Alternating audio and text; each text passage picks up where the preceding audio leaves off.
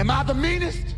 Pawn's drunk. Am I the prettiest? Pawn's drunk. Am I the baddest mofo low down around this town? Pawn's drunk. Well, who am I? Pawn's drunk. Who am I? Pawn's drunk. I can't hear you. Pawn's drunk. AKA Mr. Moo Woo Shot himself. Of Harlem.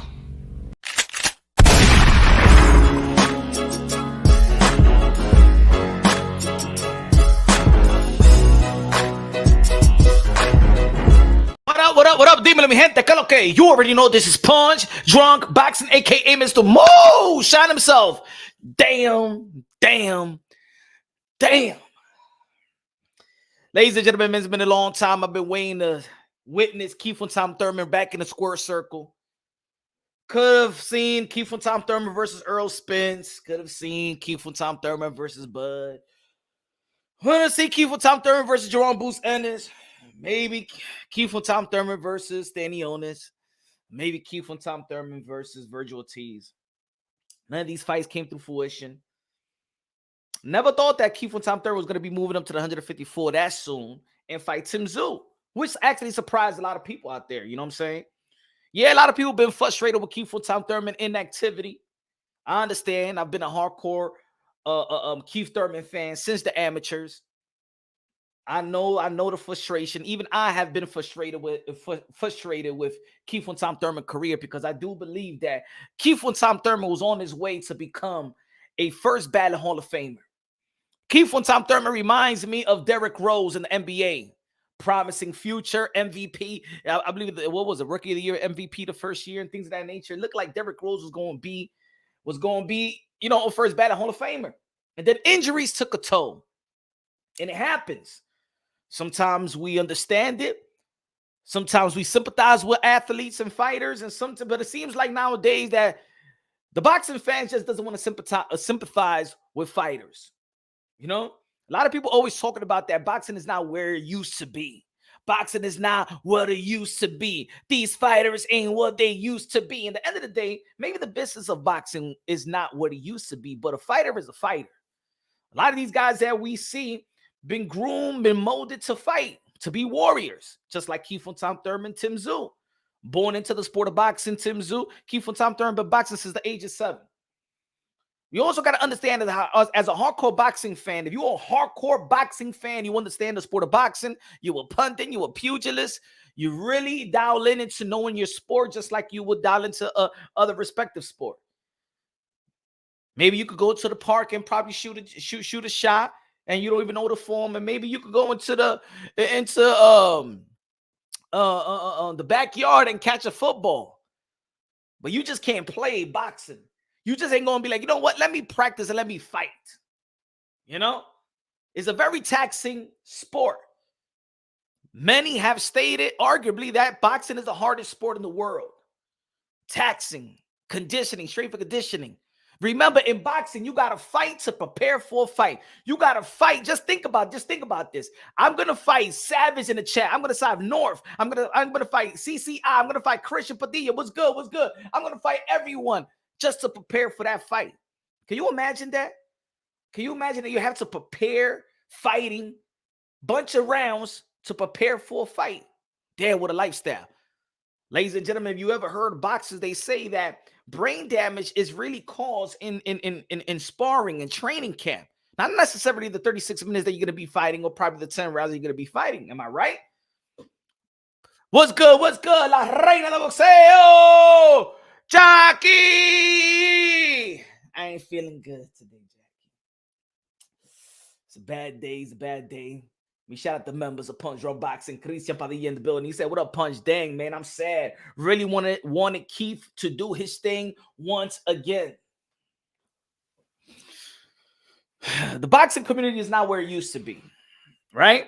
It's not where it used to be. They say that boxers is not what they used to be, but I remember when fans used to respect fighters. I really never came from an era where fans disrespected fighters. Look, I'm going to say it like this, and I said it once before. Even your local Golden Glove winner, your local neighborhood boxer, people call him champ. People know that around the area, That dude could throw down, could throw these hands.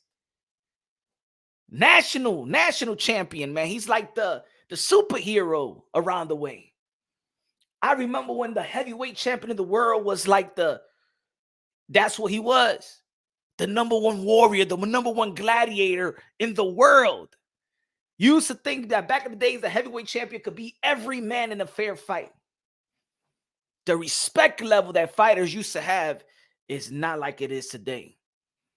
I never seen constantly day in and day out fighters get disrespected by the fans, which they call themselves hardcore boxing fans. You will think that the casuals will probably disrespect fighters more than the hardcore boxing fans that understand their lifestyle, that understand the grueling training, that understand the fight game, that understand that this is not a plaything.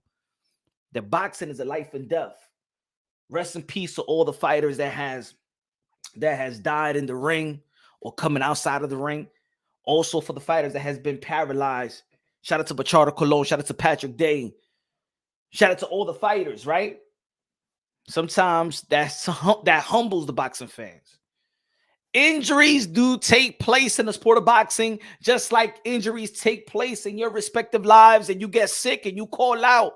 Sometimes you're probably going to be disabled for a while, and in your job, you're going to get a work compensation, right? In boxing, you don't get no work compensation. I think sometimes people forget that in boxing, these boxers, this is their livelihood. We're so much engaged in what we want to see and when we want to see it. And why this guy got to fight this person, this fight got to fight this person. At the end of the day, this is their livelihood. This is not our livelihood. That's their livelihood. We forget that this is their job. So for the people out there that want to disrespect and being sympathetic and be like, oh man, that's just a PBC thing, these fighters pulling out from the fight. When you pull out from the fight, you don't get paid. You think these fighters really want to pull out? You think these fighters, listen to what I'm saying, fighters, you're not a fighter, they're a fighter. This is not your job, this is their job. This is not how the way you get paid. This is how the way they get paid. They don't fight, they don't get paid. Well, trust me, a guy like Thurman that reported by the Boxing Voice that he went to check himself in a hospital, and Dan Raphael reported that he went 12 days before the fight to check MRI. There's a lot of fighters that do check themselves, have X-ray, MRI. There's a lot of fighters that get injured in training camp. There's a lot of fighters that have to fight with their injury just so they could get paid. And sometimes they don't perform to the level of their expectations, like Shakur Stevenson did and he got a lot of flack. But then there's a video of him and his hand is all swollen, right? There's always, I don't want people to contradict myself, because then people going to be like, yo, but Punch Drunk, I remember when you was talking about Supreme Matias and his hand injury. The only thing I was talking about, it was because if you're going to call somebody out a coward, and then that dude gives you a contract, then you say that you're injured, you should have never called him out if you're really injured, you're not prepared to fight. That was my thing. Don't call somebody a coward, and then that potential coward that you're calling is giving you a contract, and then you be like, ouch, it hurts, I'm not ready. That was my angle. But fighters do get injured. Fighters do get sick. You feel me? It is what it is. They're all humans. This is their money maker. I remember when Roy Jones Jr. had a bicep injury during the fight. There's fighters that I remember when Jermell Charlo, they was talking about Jermell Charlo today, because of course the last time that they postponed the fight with Tszyu, or somebody had to pull out from a fight versus Tszyu, it was Jermell Charlo. And I remember Jermell Charlo had a broken hand, had a cast, showed the paperwork. There was still the people in the community were saying, oh my God, you pulled that from the fight. Even if he shows some paperwork, I got a cast on. What you want me to fight? Tszyu with the cast on. That's what y'all want. And then I'm knocking out with a cast. And then y'all said I was cheating. And they're going to say that I'm Mr. Margarito. And then the fans, it seems like they just don't want to. They just don't care. Remember when Ryan Garcia pulled out from one of the fights, and they call him the pull-out king, pause, and he had right hand surgery. I remember when Thurman had surgery, and people was just still saying, yo, you gotta fight Earl Spence. And then Thurman needed to have an interview and show that he's having surgery on his elbow, but who cares? Fight! What's happening to the hardcore boxing fans? Hardcore boxing fans. Keith not ready, Punch. Keith's not ready. He's not ready for the fight. Mm? Then there's people out there that before the injury, they were still complaining. What they was complaining about? I don't want to fight for the paper. I don't want to pay for the pay-per-view. The pay-per-view. PBC always putting pay-per-view. The pay-per-view. I don't have no money. I don't have it. I don't get it. I don't like it. I'm going to rob it. If it's not for the injury, you're clowning Keith Thurman. If he's putting up a fight and he's coming at, he's inactive. Okay, now he's being inactive, but he's not coming to fight ranked fighter that's in the 100, that is number 68, 48. He's coming to fight the high profile phenom in the 154-pound division, in which a lot of people right now are saying Tszyu will beat Jermell Charlo, right? So Tszyu is the most dangerous man in 154. But guess what? Keith from Tom Thurman, his layoff, yeah, he was frustrating the whole boxing world with his layoff. Then he came right back with Tszyu, and you still wasn't happy. You still wasn't happy with him fighting Tszyu, stepping up to fight Tszyu, the guy that's been active, the most unactive fighter fighting the most active. Damn, that guy got balls and testicular fortitude to go up the weight and fight Tszyu, especially the way the momentum that Tszyu has. But you didn't give credit to Keith from Tom Thurman. You ain't say, you know what? Damn, Keith from Tom Thurman is that. Yo, Keith from Thurman said, tigre un loco. Nah, why is he fighting Tszyu? Why is this about? The belt is on the line. It shouldn't be. He's not ranked. He's not this. I don't want to fight for the pay-per-view. And now it's, he's injured. What happened?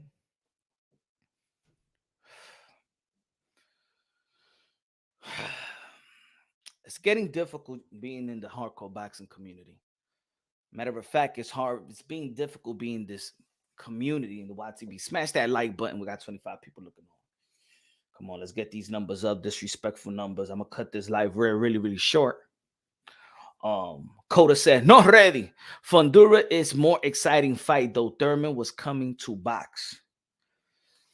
I believe if we really be honest, right? Keith von Tom Thurman is an exciting fighter, just like Tszyu has been an exciting fighter. So I think I was already expecting a good fight. I'm always expecting of a good fight with Keith von Tom Thurman. And I believe that Tszyu have showed us, especially in the last 3 fights, that he's willing to bang, he's willing to throw, he's willing to win. You know what I'm saying? He's not willing to let the judges decide his fight, even though the last fight was Brian Mendoza, but he was doing this thing, his effort was to try to get Mendoza out of there. So I was happy with the fight. You know what I'm saying? A great name for Tszyu. You know what? Now we got Sebastian Fundura and Tszyu. And this is why, even though the Keith von Tom Thurman is not going to be fighting, man, you got to respect Tszyu.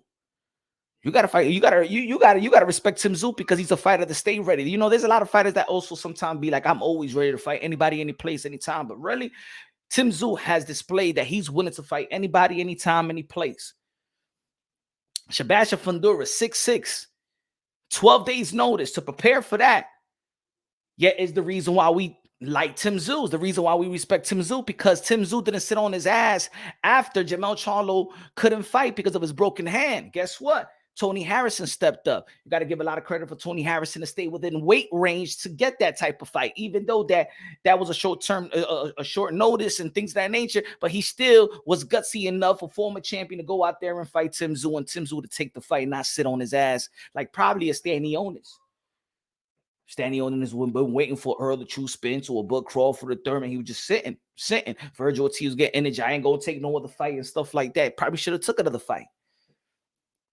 Tszyu didn't sit around waiting for Jermell Charlo. Then he took the Carlos Ocampo. Then he took the Brian Mendoza. He didn't sit around waiting for Charlo. And it's the reason why a lot of people like the way that No Limit Promotion has been doing their thing with Tszyu. Is the reason why there was a lot of people that was picking Tszyu to be Keith von Tom Thurman, not necessarily because of his skills and talent, because I believe if you got an eye for boxing, we all know that Keith von Tom Thurman is a better skillful fighter than Tszyu, but the activity was overshadowing and was more important for the boxing fans than the skills that pay the bills. The only issue I may have with this fight, but I like the fight, Fundura versus Tszyu, I believe there's going to be an exciting fight.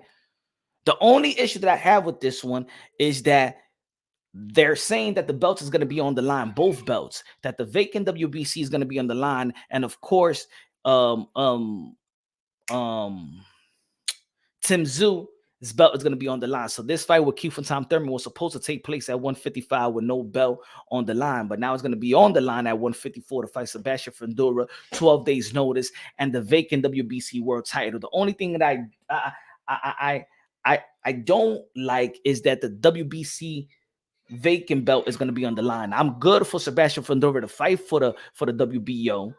I'm good for that, but Erickson Lubin also beat Jesus Ramos for the final elimination bout to be in position to get the world title fight in the WBC.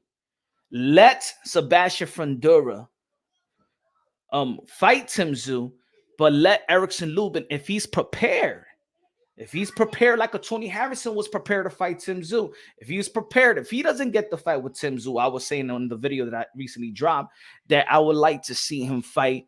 I forgot how to pronounce his name. Let me see. I forgot how to pronounce his name. Let me see if I can pronounce his name right here, folks. Give me 1 second. What's good? Hold on. Okay, tal tigre.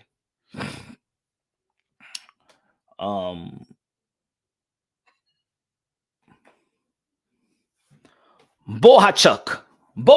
Oh man, why do I have Bohachuk and Subriel Matias on the same page? I don't understand. Oh, maybe. Why do I have Bohachuk? But yeah, I want Erickson Lubin at least to get the vacant title shot with Bohachuk. Why do I have Subriel Matias and Bohachuk? Oh, yeah. Because I was going to be talking about, damn, look at these records, but why is only Subriel Matias is labeled as this special fighter? Why Bohachuk is not labeled? 23-1, 23 KOs.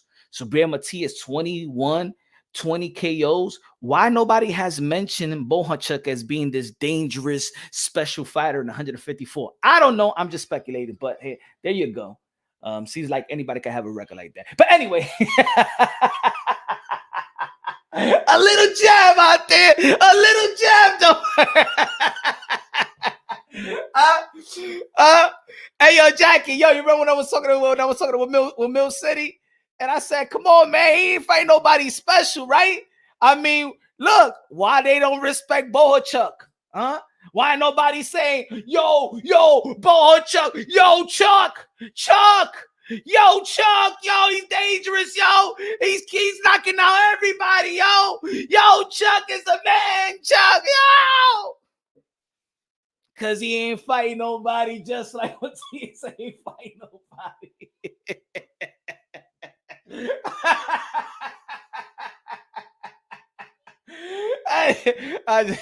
I'm just a little sad, amen. Little fun play. I see the whole video on the hateful tears on this shit. What's good, Karate Kid in the building? What's good? He already won that fight. He lost. Jack, he does savage. Matias looked like a soccer player. Hey, déjalo quieto. Block punch like that. Matias about to block punch like that. Oh man, shout out to come on, man. Devin ain't had me blocked. Let me check if Devin had me blocked. What you talking about? Devin don't have me no block.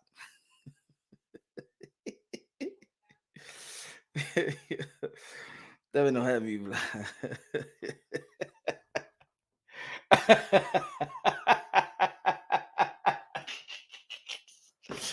Diablo, ¿qué lo que? Hey, no sea así, mi hermano, no sea así. But I put it on the poll. Ladies and gentlemen. Smash that like button. What's going wrong in the building? What happened? Charlo got stripped for the WBO. Yes. Shame never been stripped, but what I was going to say? But anyway. What is, oh yeah, let me see the poll. That's what I was saying. Let me see the poll. The poll reads, do you sympathize with fighters like Keith and Tom Thurman? 43% says, hell no, I don't give a F. Fight or disappear. 57% says, respect fighters, injury unfortunate. 0% says, I hate PBC, so no. Okay. Because I do see people I do see people always trying to hate on I do see people always trying to hate on PBC and stuff like that, or the PBC army, or whatever, or the PBC hate army. So a lot of people just laugh and always trying to just have Thurman and PBC and whatever. But anyway, so 57% says respect fighters, injury unfortunate, and 43% says hell no, I don't give a F, fight or disappear. Wow. How does the hardcore boxing fans really don't want to sympathize with fighters that's risking their lives?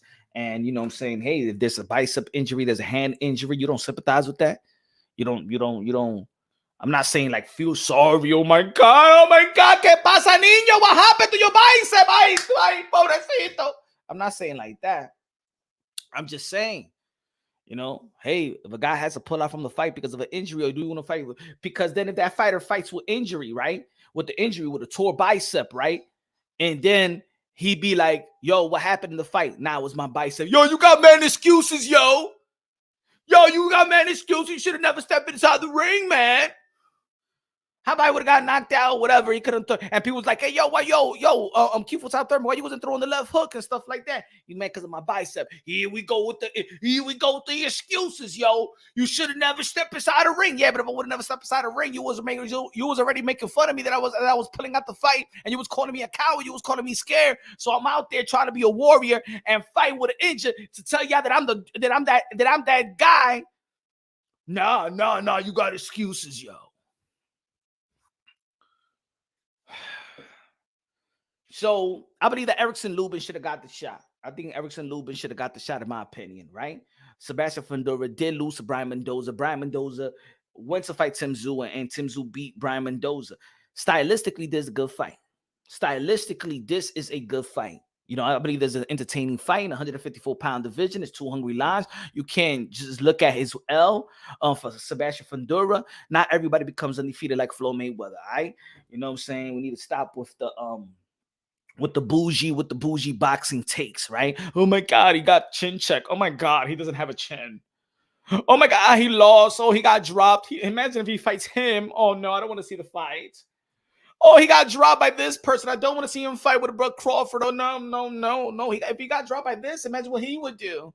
You know, I hate is bad is a tough word, but I don't like that type of analysis.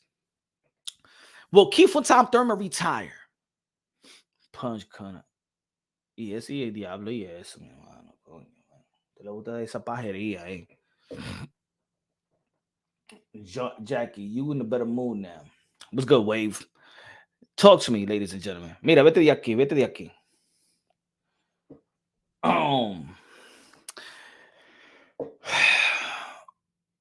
Can Punch, you missed it. Jackie had me down on Mill City earlier. She got Panda Matias coach mad. Oh yeah, what you said, Jackie?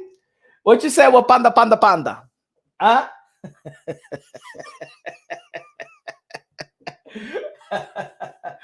What you said? What panda? Will Keith von Thurman retire? To be honest, the way that I feel, just the energy towards Keith von Thurman, even if he said that he's gonna retire, I really don't think that people just care. I just feel like boxing has become this toxic community. These boxing fans don't care about the fighters. They want drama. They want tough stories. They like to disrespect and discredit and devalue. This is their MO. This is just how I've been feeling lately in this community. I never thought that the boxing community was like this. I would expect that from the casuals than the hardcore boxing fans. I hope that Keith Thurman recovers quickly, healthy, and get back in the ring. If that's the way that he feeds his family, hopefully he gets it back in the ring. And you know, it's unfortunate, man. Keith von Thurman is like the Derrick Rose of boxing. It's unfortunate, man. Two-time unified champion. He couldn't defend his unified belts because he was injured, right? He tried to come back, injure his hand. Then he was sitting in the show. But let me say it like this. What I would say is Keith von Thurman needs to take accountability as well. Because Keith von Thurman in an interview also stated during the pandemic, PBC wanted him to fight. They had a scheduled fight for him and he said no. So you also has to take into an account that you were sitting on the bench because your ego, not only your injury, but your ego had you on the bench just as much as your injury. So do you sympathize with Keith Tom Thurman? I don't sympathize on that. I sympathize with the injury, but also he needs to take accountability. Well, there was fights for him and he did not take, and he was picking and choosing, and he's been very, very picky. And when the business of boxing is moving, the business of boxing could just leave you on the curb. Dímelo, Ron, con los 2 pesos de plátano me dice. We care inactivity is not tolerated like before. If it has to do with if it has to do with injury, yes. But if it doesn't have to do with injury, Keith Tom Thurman said that he was just back and forth and he was waiting because he was mandated to fight Earl the True Spins. I signed my contract. He didn't sign his. I understand it. Yeah, at the end of the day, before the Earl Spence fight, you could have fought somebody else. You waited almost 2 years. You could have fought somebody else. It's really not too much of an excuse right there. Keith Tom Thurman is also is self-inflicted. You had ego. You should have never had that type of ego. You should have get back in the ring. And now look, injury comes in, and then now you got to sit on the bench once again. And I just don't think that the business of boxing is going to wait for Keith Tom Thurman again. That's how I feel. A lot of people was talking about that the tickets wasn't selling and stuff like that, which is really none of our business, to be honest. I'm not going around watching tickets and going to the tellers telling how many tickets are sold, yo. Like people, it's sad that people are going out there checking for tickets just to go on Twitter or go on X and be like, guess what, guys? Thurman and Tszyu's ticket is not selling. What type of fans are those? Who are these guys? Ladies and gentlemen, I know that there's a community. Do you support anybody like that? Yo, guess what? I just checked online, Thurman versus Tszyu, and they're not selling like hotcakes. What kind of boxing fans are those? I'm a Knicks fan. I never go to Madison Square Garden. Let me go to Miami and let me go to the website and just see how many seats the Miami Heat have, since Miami Heat is rivalry with the New York Knicks. Let me check out their seats and see how many asses Miami Heat put on the on their seat, how many asses they put on the seats, and then I'm gonna go call and debate other Miami Heat players. Guess what, man? Guess what? You guys only sold 12K in the Miami Heat arena. New York Knicks is the best. You know what I'm saying? Because you only had 12K people there. And guess what? The hot dogs and soda in Madison Square Garden cost more than your hot dogs and soda in Madison Square Garden. Mm-hmm. And guess what? The beers ain't like Madison Square Garden. The beers cost $15 a pop. Over there in Miami, it costs probably like $3.50.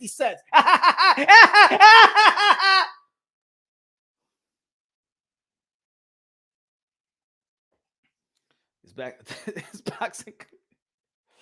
These pocket watching motherfuckers, man, for real, man. Do these people hate PBC that much? Eric Diaz says, yo, speedy recovery for Keith, but is a victim of unfortunate circumstances. Still would like to see him back in the ring, especially against Boots, by the end of the year. I mean, now with inactivity, now with injury, now I could see him now having a tune-up in which that's not going to do anything for his career at this point. I mean, damn, 12 days out of the fight, man. That's a bummer, man. It's actually a bummer, man. It's either if it's a bicep injury and you got 12 days, almost less than 2 weeks, you know, he could have rested. That means it's probably torn. If it's torn. I mean, there's certain fighters that fight with injuries. Keith Tom Thurman said Keith Tom Thurman understood that fighting with injury didn't do good deed to his career because he needed to have surgery. I'm heading into the Manny Pacquiao fight. He lost to Manny Pacquiao. So is he trying to do the same mistake? Because if he loses to Tszyu, he feels like, you know what? Then his stock is really going to drop. And the stock has dropped already. Wave said men are not men anymore, Punch. We understand that.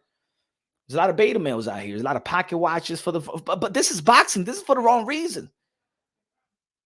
It's weird though. It's weird. Boxing is the boxing fan. There's certain boxing fan is just weird. They be thinking about anything else but boxing. They get happy.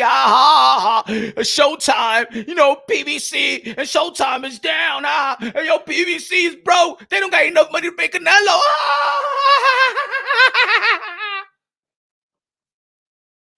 Hey, guess what? Guess what I heard? PBC ain't had enough escrow to put on the bank of Canelo Alvarez.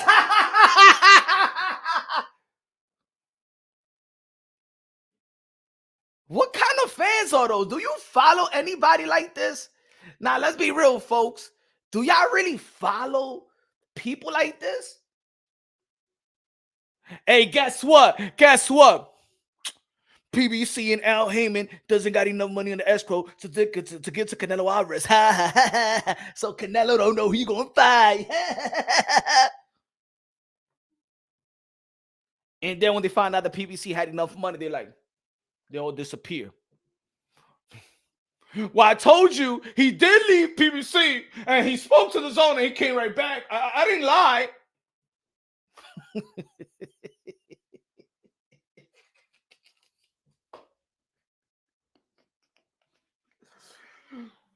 Yo, man. This is the funniest community, bro. This is I don't understand. Maybe because people never seen Al Heyman, they don't see Al Heyman and they just get mad. I just want to see Al Heyman. I'm gonna smoke Al Heyman off his foxhole.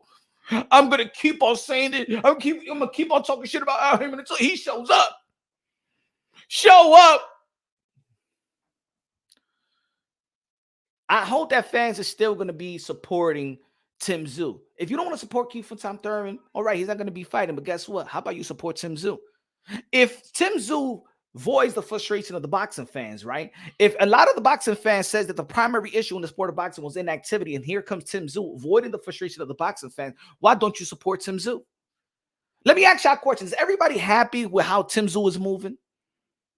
Is everybody happy how Tszyu is moving compared to the other boxers? Fought 3 times last year, going to fight again, highly active, fighting competitive fights in the 154-pound division, did fight a former champion, Tony Harrison, did fight Brian Mendoza that beat Fundora, and about to fight Fundora. Championship caliber of fighters, right? 3 out of the last 4 fights. Is everybody happy with Tszyu, how he moving?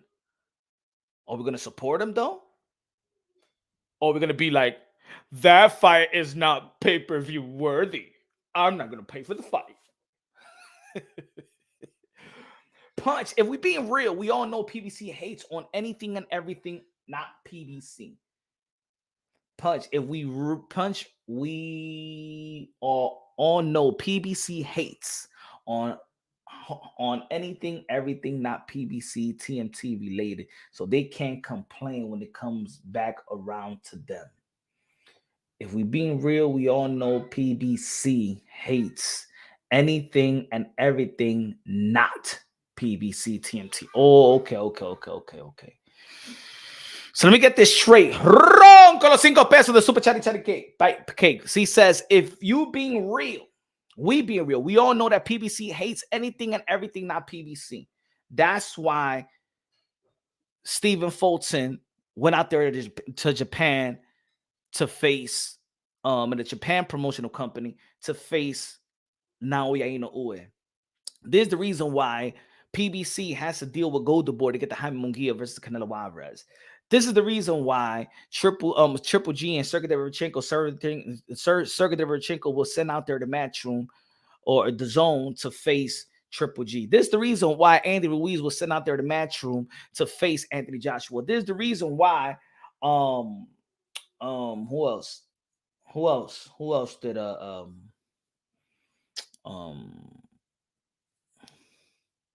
Golden Boy Promotions Ryan Garcia versus Gervonta Tank Davis. I think that's the narrative, Ron.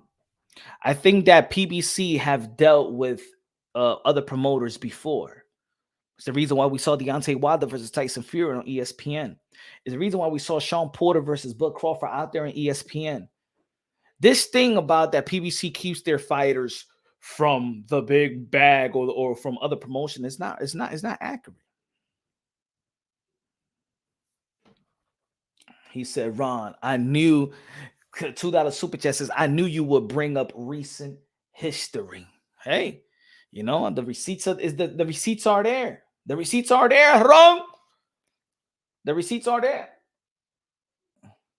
Said bend over, pause, says, I like Tszyu, but they need to come down on the price. How about we up our support? Why they got to come down with price? Okay, maybe they need to come out with price. All right, I'm still going to pay. I'm still going to be paying. I'm still going to pay. I'm still going to support Tszyu because I ain't going to be a beta male. I'm not going to say that, and I've done a video about this. I said the number one issue in the sport of boxing is inactivity. And here comes this fighter, this young, promising fighter that don't want to sit on his lap, that doesn't want to sit on his ass, and he's out there fighting tough, risky fights that could alter his career in short term span, short notice. He could easily say, no, I'm not going to fight Tony Harrison. He's championship caliber. He used to be a world champion. He actually beat Jamal Charlo. I ain't going to be fighting him because then if I lose to Tony Harrison, I may never get the shot. I might never be in position. Look at Erickson Lubin. When's the last time he got a shot? He lost to Jamal Charlo. And when's the last time he got a championship shot? Tszyu could be looking at things like that. Well, I'm going to be fighting Sebastian Fundura after, and I got to prepare for a 6'6" guy in 12 months, knowing that my camp and my sparring partners had nothing to do or nothing to look alike like a Sebastian Fundura. I'm not prepared for this for 12 days, but I'm a fighter. Am I going to pay? Am I giving him credit? Are we fight fans? Hell yeah, I'm going to be paying for that. I'm going to be paying for that because it's going to go to the pockets of Tszyu. And me paying for it is telling Tszyu, thank you for being the fighter that you are. Thank you for doing what you're doing. You know what? Because if you succeed, you know what? Then other fighters got to follow suit. Then other fighters got to follow suit. Why wouldn't I support that? Why wouldn't I pay for that? Or I'm just going to be just like the rest of them, be like, you know what? I ain't going to pay. That's not a pay-per-view type of fight. I would fire stick it. You better stick that fire stick up yours. We got to support. We're the hardcore boxing fans. We support. Now look. And I said this before. If you a person that be like, you know what? It's just not worth the pay-per-view. Cool. I am all right with that. If you don't feel a product is worth it, if you don't feel like the product is worth it, don't pay for it. Don't pay for it. Hey, yo, look at this, man. You see that the Belongers, what you call that? Balenciaga sneakers, right? The Balenciaga sneakers are ugly to me. I look at the price, that'd be like, what, $1,200 for what? For that? Hell no, I ain't gonna be paying for that. Guess what? I ain't gonna pay for that. I don't give a damn. They put how you say it again? Balenciaga sneakers for $89.99. I still won't buy it. I just don't like it. I don't feel I like the design. I don't feel like it's even worth it. Guess what? I don't buy it. I don't buy it. That's it. I don't buy it. I don't care to want it. I don't care to rob it. Because I already said it's not worth it. For me, it's not worth it. But if you're going to go around bitch and moan and cry about a product that you feel is not worth it, but then you go around and rob it, then you a thief. You a low-life thief. If you rob from fighters, you a low-life thief, a bum. You a bum. I got too much morals for that, ladies and gentlemen. I got too much morals for that. I'm not going to be complaining and saying that this ain't worth nothing, and then I'm going to go out there and rob it. How about somebody robs you rob from your livelihood? I'm sorry, man. Look, this YouTube stuff is not going to swallow my morality. It's not going to swallow the way who I am as a man. I don't like thieves. I don't like thieves around me.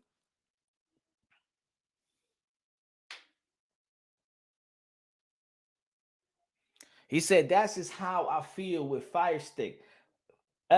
I will steal from a motherfucker that's running anyway every time. Then you're a bum. You're a thief. And if somebody steals from you, I know you ain't gonna like it either.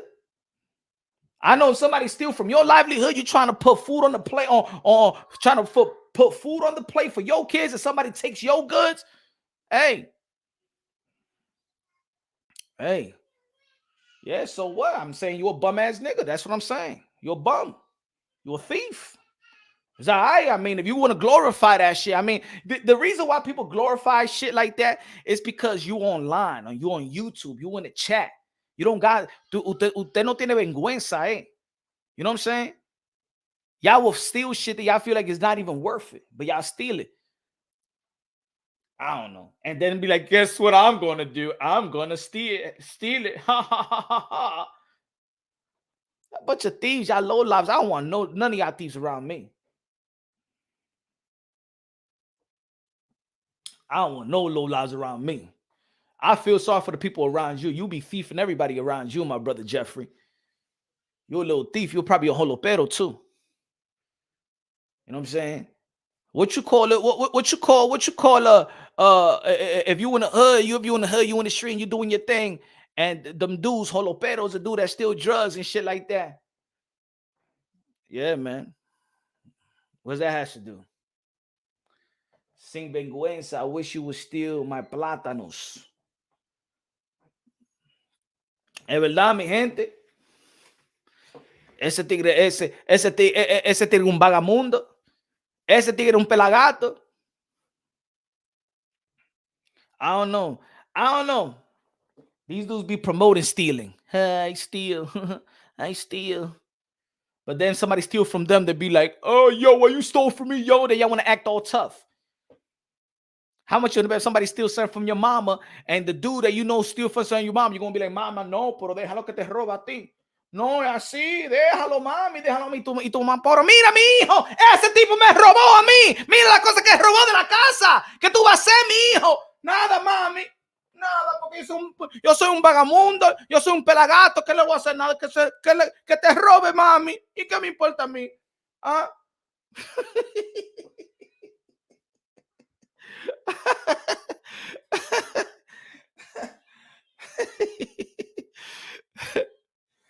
Man, you a thief. But guess what, Jeffrey? I don't take nothing from nobody like you. You a thief, though. This guy want to talk about tattoos. He want to talk about tattoos on my body.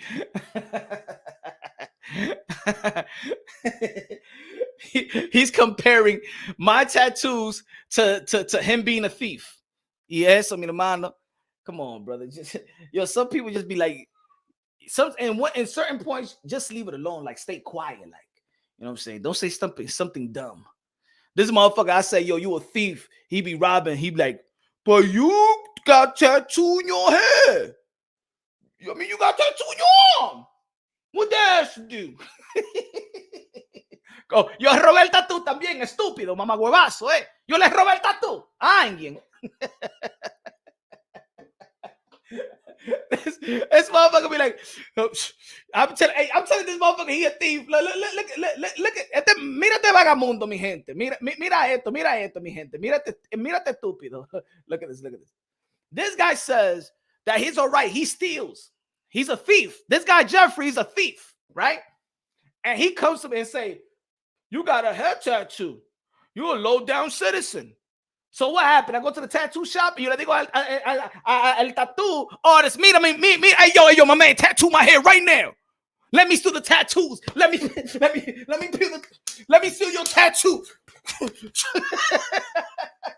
This guy trying to justify his being a thief with my tattoos.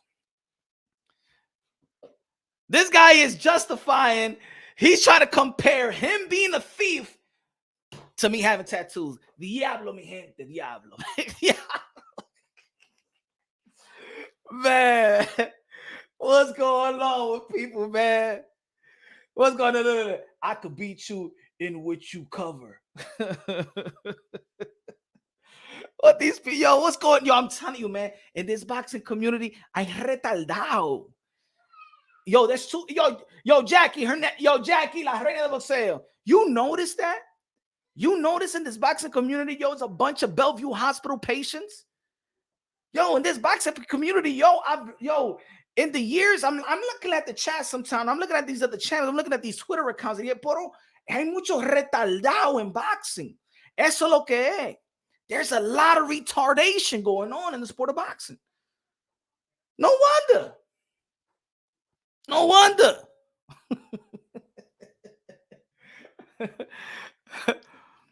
Hey, go ahead. Steal from other people.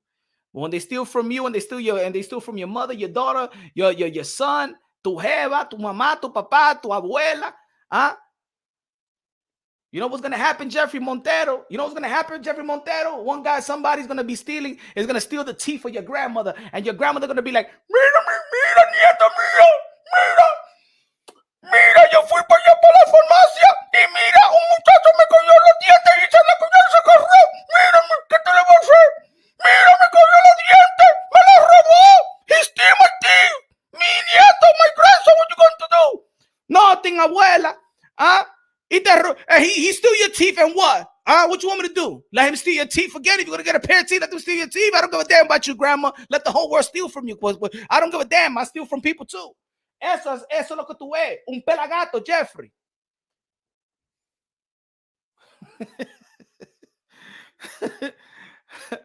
He said he don't know his grandmother. No, your grandmother doesn't want you. Doesn't want to know you. Eso es. Tú eres un pelagato. También, you probably have a grandmother. You don't even visit her. You're the type that you let her piss through her diapers and stuff like that. You don't change it for her. That's who you are. Tú eres un pelagato, mi hermano. Tú robas de la gente. You're the type that you don't even take care of your grandmother, my brother. Tú lo dejas así, meándose en la cama without changing and visit her, nothing like that. Carry her bags. Go to the pharmacy with her and stuff like that. Dale un ray. Tú no haces nada, mi hermano. Tú eres un pelagato.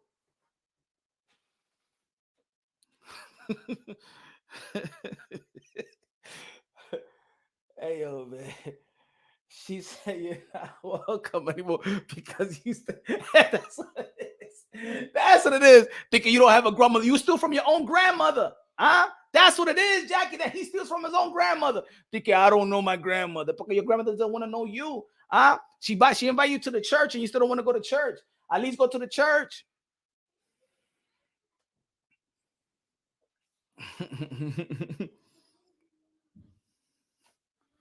Vete de aquí, ya. I don't like thieves. If you a thief, get the fuck out of here. I don't like thieves. I don't want you in my channel. You a thief. Get out of here. Vete de aquí, pelagato. Así. Who else a thief around here? Who else in my chat? Who else right now in the chat? I'm gonna block you right now. Tell me that you use Fire Stick to watch boxing fights. Dime ahora mismo. I'm gonna block you right now. Dime anybody right now. Tell me that you use Fire Stick to rob from fighters. I'm gonna block you right now because I don't want to be around thieves today. Dime, who else use Fire Sticks? Who else robbed from fighters? Tell me right now in the chat. Y fuera todito, yeah. I don't like thieves. I don't like them I don't like to see them online, and I don't even like to see them around me. He stole the teeth and tried to sell it to one of these rappers and shit like that. She gave him the EBT card and he never came back.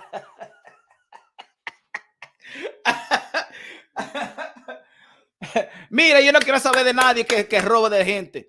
I don't give a damn. Hey, yo, if you don't like a fight, if you don't like the product, if you don't feel like it's worth it, so don't buy it. That's the easiest shit. Oh my God, if I don't want something, I don't feel like it's worth it, I'm not going to buy it. That's it. A lie and a thief go hand in hand. But sometimes you could do a gray lie, a gray lie, right? Not a great lie, but a gray lie, right? Sometimes when your significant other is telling you, how do I look? Y tú le dices, bien, mami. Or you're looking at eye and stuff like that. And when or with the ladies and your man, and the lady ask you, you ask your girl, did I gain weight? Did I gain too much weight? And she be like, nah, baby, and stuff like that. But she lying to you. She wished that you was in shape. Like when she met you. You know what I'm saying?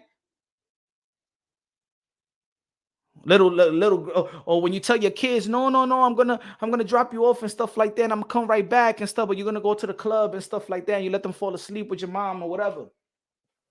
Little lie like that. But thief, yo, I don't have the. It's not in my morals, bro. I don't have the. That's not me, bro. I don't steal from nobody. Man. When you steal from somebody forever, you gotta watch your back. Yo, that's like dirt. That's like you're a dirty mother effer if you steal. That's the way I feel. Like, oh my God, like I can't steal from a person's livelihood, bro. I can't, bro. I don't know, in the street, man, you get sliced up, shot up, and stuff like that. Steal from somebody. Steal.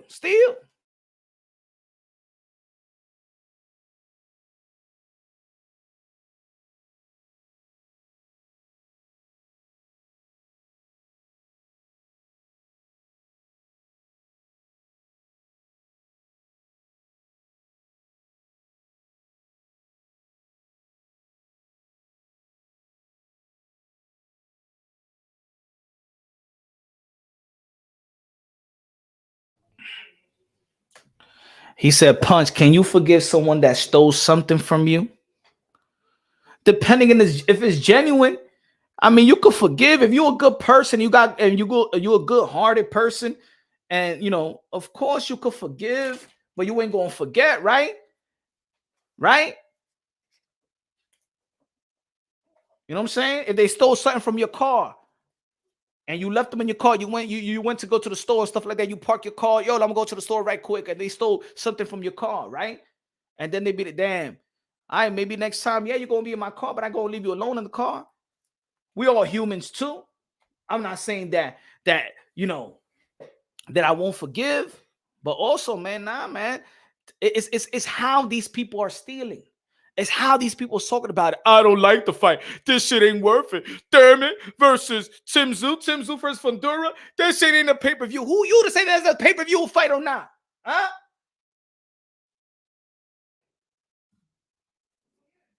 But Jackie, also depending who it is, also depending, you know what I'm saying?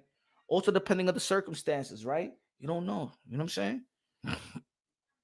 I think certain people are good people, and sometimes they just force because it's just to survive. They're force. But that's what I'm saying. When you're a low life, when you're stealing, when you're not supposed to be stealing, right?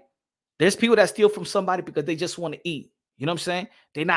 They just go to the grocery store and they steal potato chip, or they steal something, or they order Chinese food and they run off because they just hungry, and their mother doesn't have any money, their father doesn't have any money. He needs to eat, he needs to survive. You know what I'm saying? In the hood, you're gonna see a lot of that. But not because necessarily that they bad. Now, some people could be malicious and they're just bad people, and they just like to steal just to steal. You feel me? Like there's certain people that sell drugs because that's just their ways to survive at the moment. And there's other people that just sell drugs like they don't have to sell drugs. You really don't really have to sell drugs like that to survive. You good money and you can get a job. Maybe they didn't break the window. If they break the window, it's pretty much. If you don't like the product, who are you to go into their business and be like, you know what, man, I ain't gonna pay. This fight should be $20. Do you think I'm happy that the zone now I gotta pay after this week? We gotta pay $30 a month for the zone. You think which Matchroom Boxing, which fight did Matchroom Boxing give me that I asked for? When was the last time Matchroom Boxing gave me the fight that I asked for? When's the last time that Golden Boy Promotions gave me the fight that I asked for? Rapstar Boxing Out is the voice of the UK, London. When was the last time Matchroom Boxing gave us the fight that we was asking for? We want AJ and Fury. We want AJ and Wilder. That's what we want. We want Virgil and Boots from Golden Boy Promotions. Where's the fight that we got? But we still paying for it each and every month. Each and every month, $30. $13. What was it? Now ESPN Plus is what? $13, $11? $11 8 ESPN Plus. I pay every month. I pay every month for the zone. And I only got to pay for PBC if they got a pay-per-view event. That I don't have to pay if I don't want to see it. $79.99 type steep, especially without Keith, but it's still a decent card. Eric Diaz. 75.99. You know what? 79.599 for me to be entertained of the sport that I love, and I'm going to see Fundura and Tszyu. I'm going to see Lara. I'm going to see Rolly. I'm going to see Pitbull Cruz. I'm just going to see boxing. I'm going to have a good time and watching boxing. Guess what? I'm going to pay because I'm a boxing fan. And I know that the Tszyu, if Tszyu is the one that's avoiding the frustration of the boxing fans by being active, you know what? Me giving money to Tszyu is going to make Tszyu want to do more. It's going to make Tszyu want to fight more. Yeah. Let's give back to the fighters that's actually going out there risking their lives for pure entertainment. They can't stop people from stealing. I think they are allowing it to get back under say Amazon. I mean, you can't stop people from stealing. You can steal right now. You go to the grocery store right now and steal a bottle of water. You know, and you know what they imply right now? That if somebody steals, they don't even want the co-workers, the employees to chase after, go outside of the store and chase these thieves down. You know what I'm saying? Rapstar Boxing Knowledge asks, is everyone here happy to pay? He said, everybody out here happy to pay. Shit, I ain't happy to pay my mortgage. I ain't happy to pay my mortgage. I ain't happy to pay my car note. I ain't happy to pay for the food. Sometimes, what was it? I gotta pay probably like $300 just so I could get 3 bags of food. I'm not happy to pay for certain sneakers that cost too much. I'm not happy to pay for the deodorant that probably costs too much. I'm not happy to pay go to the bar, and then I could go to one bar and the same drink costs $8. A Jack and Coke costs $8. Then I go to another place and it costs $16. I'm not happy about that.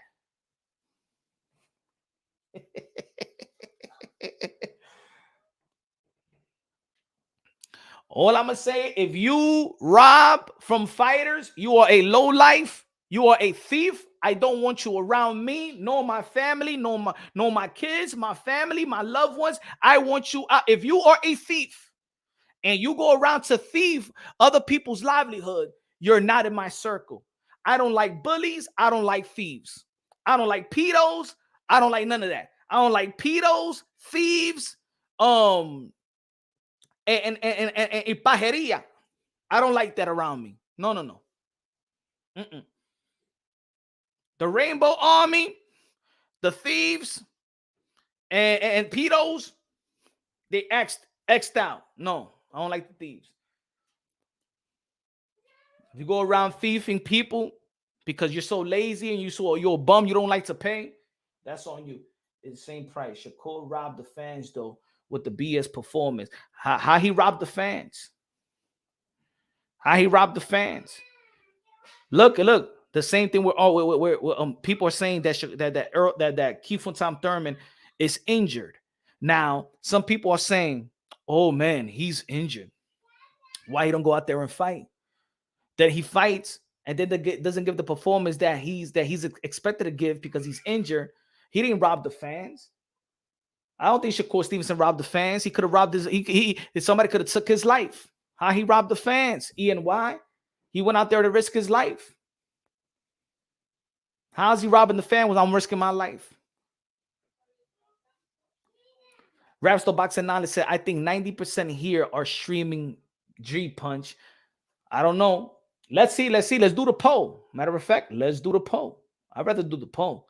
All right, let me end this poll. Do you sympathize with fighters like Keith Thurman? 54% says, hell no, I don't give a F. Fight or disappear. 50% respect fighters, injury, unfortunate. All right. I'll do the poll, Rapstar. I'll do the poll right here. Boom, hold on. We're going to do a new poll. Are you happy to pay for pay-per-view?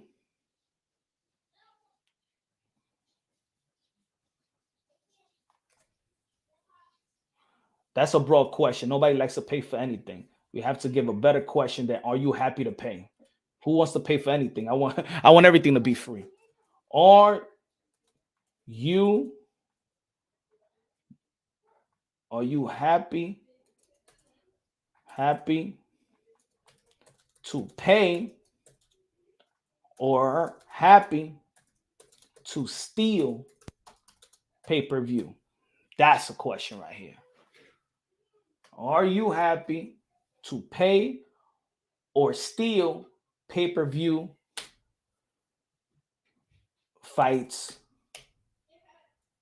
from? Are you happy to pay or happy to steal pay-per-view fights?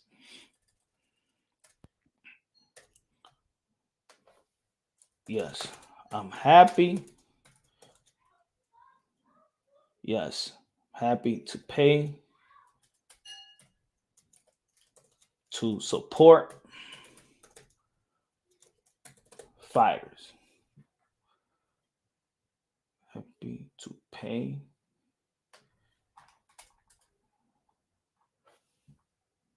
and support fighters.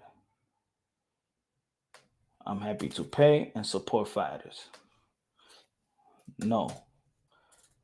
I'm happy to steal what's not happy. I'm happy to steal from fighters.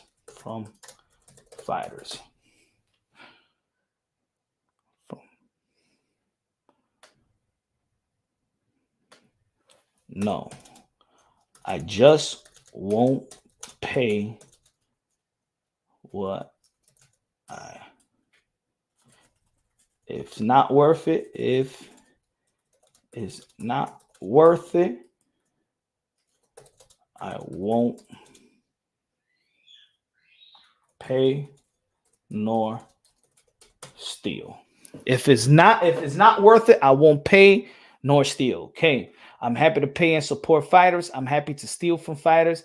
If it's not worth, I won't pay nor steal. Let's see. Let me see. What's the next one? No. I'm doing a poll right now, ladies and gentlemen. Let me see. Not. Are you happy to pay or happy to see? No. But I will still pay to support. There you go. All right. Start poll. Oh man, it's frozen, guys, man. What's contained?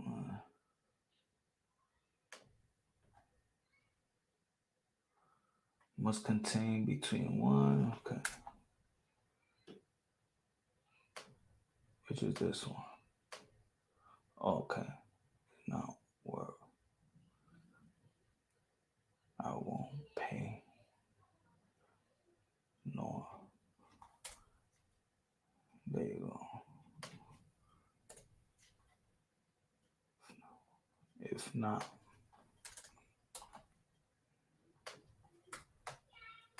there you go. All right, I did a poll, folks. Are you happy to pay or happy to steal pay-per-view fights? There you go. There you go. So, all right, ladies and gentlemen, go ahead. Vote right now. It's what my brother Rapstar wants me to do a poll on. Let's see what the people wants to say. Are you happy to pay or happy to steal pay-per-view fights? I'm happy to pay and support fighters. Or you could vote, I'm happy to steal from fighters. Or you could vote, if not worth it, I won't pay nor steal fights. Or no, but I will still pay to support.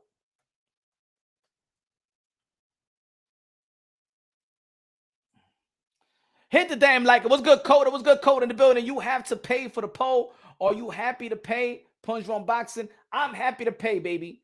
I'm happy to pay. I don't even think like I'm sad to pay. I'm never sad to pay. I'm never sad to pay when I got look. It's almost like when you're gonna go out. When you're gonna go out, or do you thinking about I'm happy to pay for a drink? No, I'm gonna pay for the drink. It's almost look. You know what's the good thing about boxing? Boxing is almost like it's not like other sports as we know. That's why they call it an event, a boxing event. You know what I'm saying? A boxing event. I just don't see Tszyu every day. I don't see Keith Thurman every day. I don't see it. Think about it. The last time we seen Keith Thurman was 2 years ago. The last time I seen Tszyu was months ago. The last time I'm gonna see Bud Crawford's own was gonna be a year ago. The last time I saw Canelo Alvarez was in September.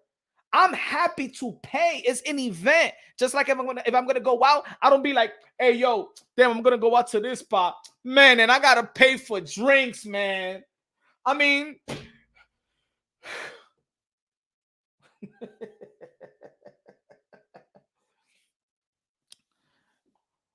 vote, people. Thurman is hurt. You won't see him again.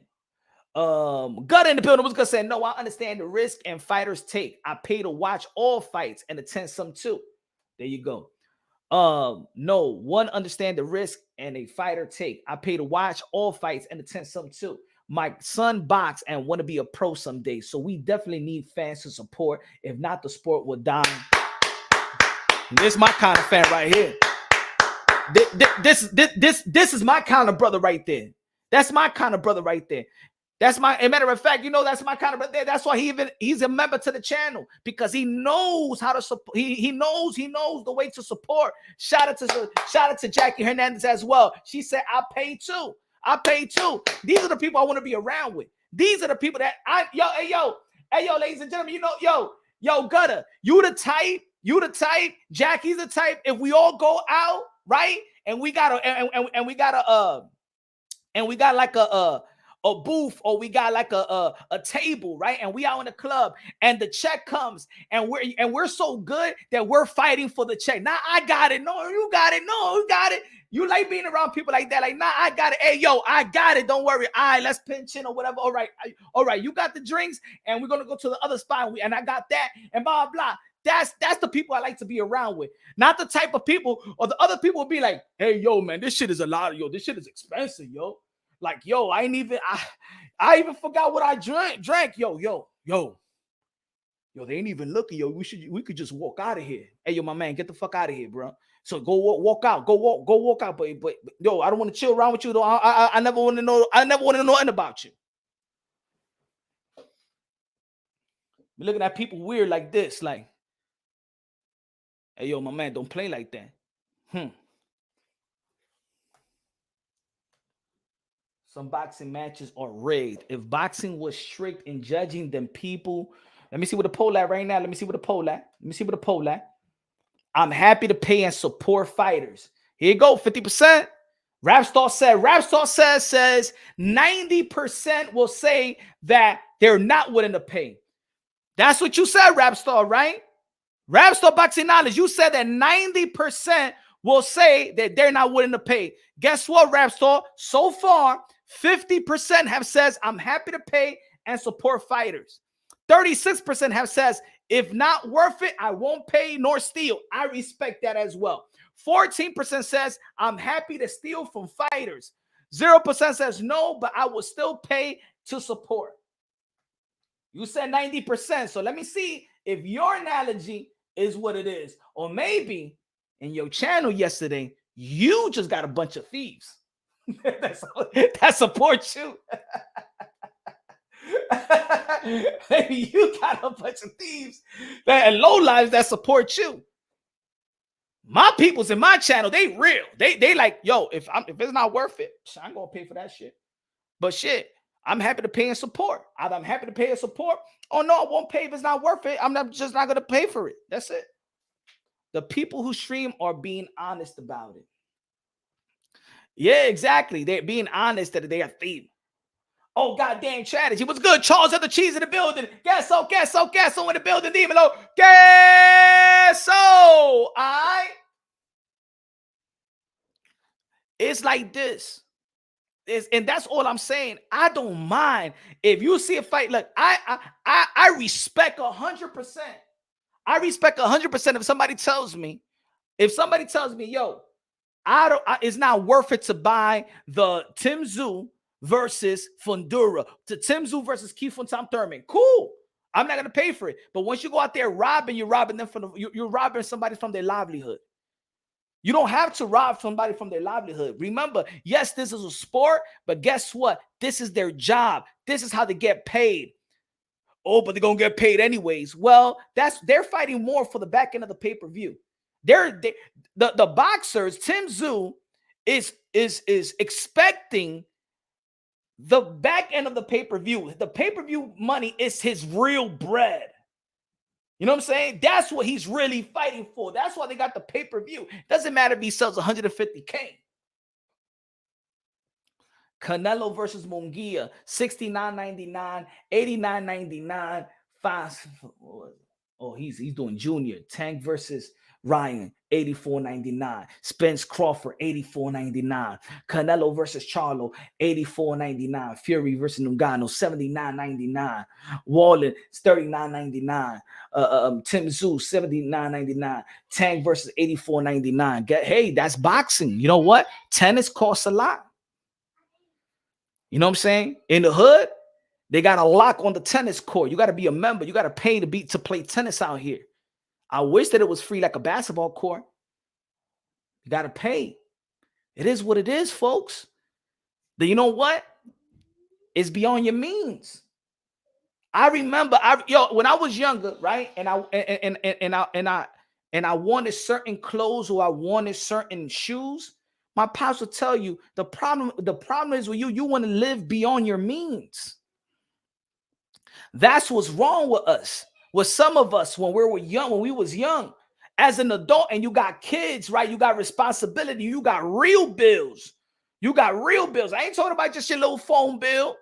I ain't talking about I'm talking about them real bills, the mortgage bills, them rent bills, their light bills, the car that you actually need in shape so you could go to work. Those type of bills. You start understanding living beyond your means. Then back in the days when you used to buy spend thousands of dollars with shoes and $1,000 of clothes, now you live beyond your means. If boxing is too expensive, then boxing is probably not the sport for you. Maybe it's not. I'm just saying, folks. Life is life. It is what it is. Hey, yo, you know, one time I was on a date with my ex, right? We went to Long Island and we went to this Chinese restaurant, right? And we're going to this restaurant. And this part of Long Island, Jennifer Lopez lived. This is where this is like the Hampton part, right? We went to this Chinese restaurant. The chicken and broccoli with white rice, the beef and broccoli with white rice, came out to $60 to almost $80. But because we was in this area, and you just want to go out. Chicken, beef, and broccoli with white rice me costó casi 80 pesos, mi gente. Right? How is it? How much is in the hood? And matter of fact, they give me more in the hood. In the hood, where it's $7.50, $8, maybe $9, not more than $9. Me cuesta beef and broccoli with white rice. No me cuesta más de 9 pesos. And I'm like, you know what? Man, we just could have just waited and just go later on. And then when we drive back to Harlem or whatever, you know what I'm saying? We just get the Chinese and stuff like that. Oh, no, but let's just experience. ¿Qué el experience? Experience. Yo sé cómo sabe esa vaina, eh. Yo lo compro casi todos los días. Is it worth it? But now you in this place, you just pay for it. Just like when you in the bar, just like when you in the club and you want a bottle of water, and that bottle of water costs $8, but across the street, you just go outside of the club and go across the street and get a Poland Spring bottle, and it's $1. Just like a Red Bull, you be like, hey, yo, let me get a Red Bull. Let me get a Red Bull in the bar, and that shit costs you like fucking like $9 and stuff like that. And then they expect a tip for the Red Bull that they just gave you. Huh? How about a hookah? Hookah in one spot costs $50, but another small little lounge spot costs me $25. Do I want to pay $50 but I'm in the spot? That's it. I'm in an event. That's it. ¿Qué me importa? Voy a pagar. When you go to vacation and you're thinking about, no, you save money to go to this vacation. Some of the things in the vacation, you don't care. Hey, yo, sometimes you want to bring some souvenirs back. That little shirt that cost you $30, you buy it in the hood for $2.99 in the flea market. But who cares? Let me see what the poll is saying right now. Let me see what the poll is saying. The poll saying, are you happy to pay or happy to steal pay-per-view? 42%, 47% says I'm happy to pay and support fighters. 16% says I'm happy to steal from fighters. 32% says if not worth it, I won't pay nor steal. 31%. 3% says no, but I will still pay to support. 3%. I respect the poll so far. 15% says I'm happy to steal from fighters. Those are low lives. Because I know nobody here will like, if you're doing a job, you won't want that person to steal from you. You don't want human resources to steal from you, right? Yo, punch, fools don't even pay their child. Exactly. Those are the people that, yep. Yo, punch, fools don't even pay for child support. So their sense is talking sense into these thieves. It's true. It's true. These people don't pay for the child. Matter of fact, their kid will ask them for money. They'll be like, no, they don't have, but then they'll spend it on a stripper. Huh? It's true, Thriller. These are the type of dudes that when their baby mama asks them for money, oh man, what you want? Why does he need this? Why does she need that? But then you go on in the strip club, he said, oh, that $300 on a stripper that doesn't even give you a little mamaita. Huh? It's true, Thriller. Y'all the same motherfuckers that want to argue and shit like that and then go to the damn strip club and spend $500 on a stripper.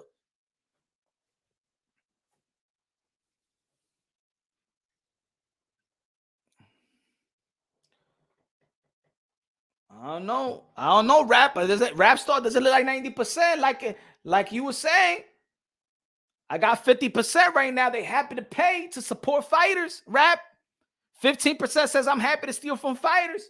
32% says if not worth it, I won't pay. I respect that 32% to the fullest. I respect that 50% to the fullest. I don't know, rap. Maybe a lot of people that support you out there, man, with that 90%, man, they low lives, bro. Hey, yo, rap, you got them low lives in the night hour out there.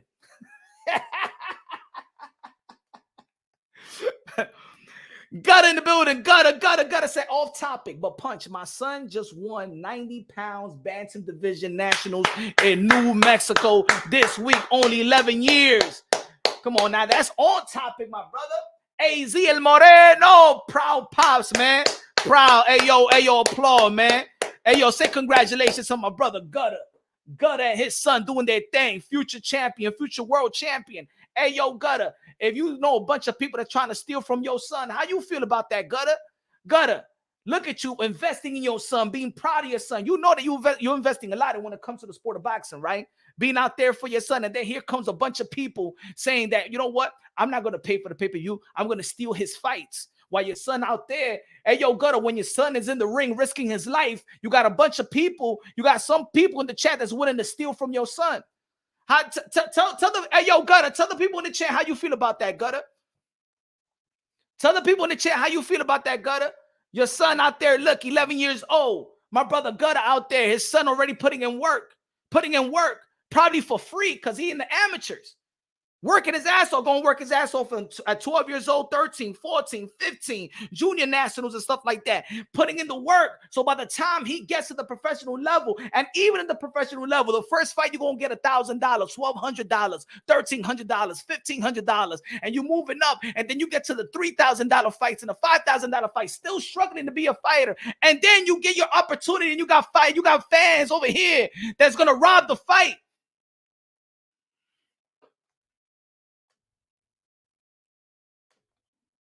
Gutter said, thank you, brother. Bro, every national we spend about $3,000 just to get there and spend a week out there. Listen, folks. Listen of the life of an amateur boxer. And I've been saying this for a long time. I always explain to the people, yo, they don't know how much money is invested. And look, he's 11 years old. Can you imagine how much money you're going to be invested by the time that your son hits the professional level? And even in the professional level, your son is probably still going to be living with you. Because the first 7-8 fights, depending now, this depending of your son, is now gold medalist and stuff like that, where he could be like Andy Cruz and just jump into the professional level and get paid already good. I'm just saying, like, if the reg is, you know what I'm saying, to build that resume, like Jerome Booth Ennis. Jerome Booth Ennis is 30 plus fights in. How much you think he was getting paid for the first 15 of his fights? What did Devin Haney say? Devin Haney says, on my 19th fight, I still wasn't making money on my 19th fight. I'm still living with pops on my 19th fight. Now think about the 19th fight professionally, and then just think about all the amateur fights that he had.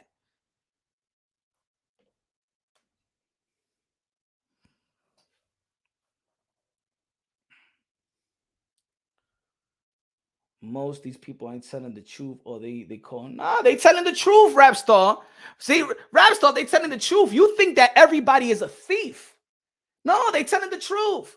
So yesterday, everybody was telling the truth. The 90% was telling the truth when you was trying to validate that stealing and justifying that stealing was okay. Nah, it's because probably a bunch of people that supporting your analogy are thieves. Now people ain't keeping it real. Not everybody is a thief, Rap Star. Some people got morals. Some people got morals. Not everybody is a thief.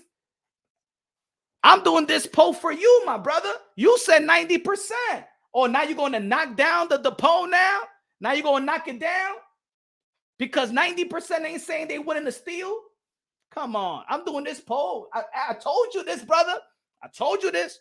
Ain't nobody thieving like that. Not everybody's a damn thief. Nobody is a damn thief. No. Not Thriller. It's because Rapstar asked the question.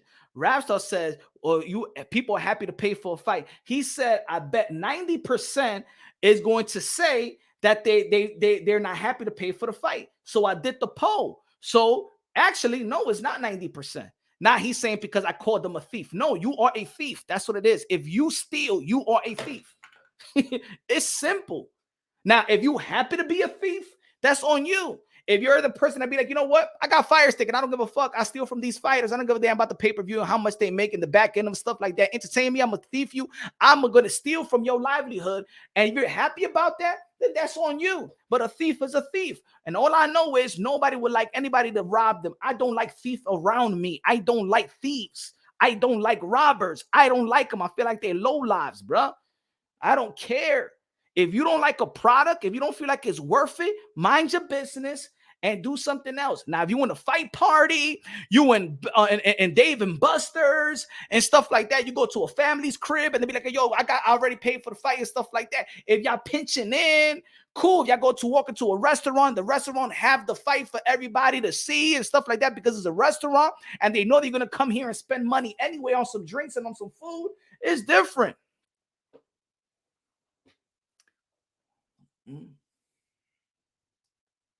The richest people in the world are the cheapest.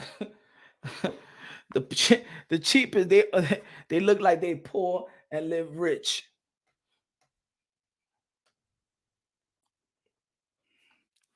Hey, yo, I don't even like when people steal my content. I don't even like when people steal my content and doesn't even give me my just due. You know what I'm saying? I don't even like people stealing my content.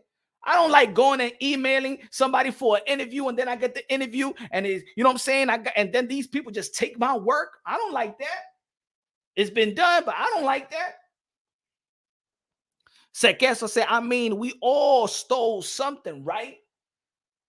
I'm saying, look, if you I said this earlier, Queso.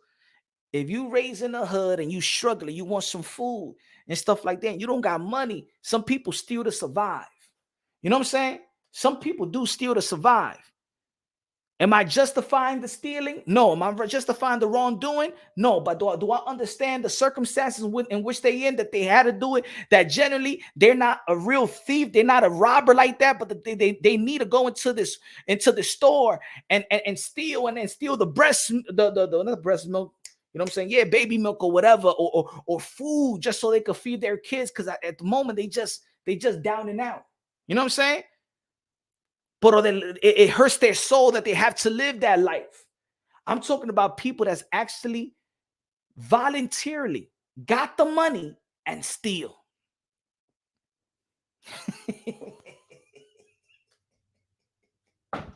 Hey, yo, you know there's people that be selling breast milk too. You know people that sell breast milk, huh? Jackie Hernandez, you know you had a kid. Do you sell breast milk through Amazon or eBay? Yo, I know. Hey, yo, there's breast milk hustlers out here.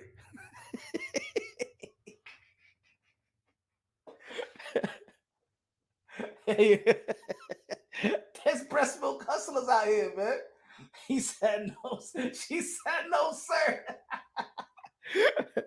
Mira, hombre, teta, leche, tenga leche. Leche, 5 pesos. I have a discount today for $15, okay? 15 pumps. All right, teta, right here, leche. I have it right here, discount, okay? How you doing, honey? You got twins? It's going to be okay. I give you a discount. I give you for $20. I usually charge $25, but okay. Voy a poner la teta a mí. Ahí mismito, so you can give your baby, okay? She's a girl or boy, because, you know, sometimes they like it from the left, they like it from the right.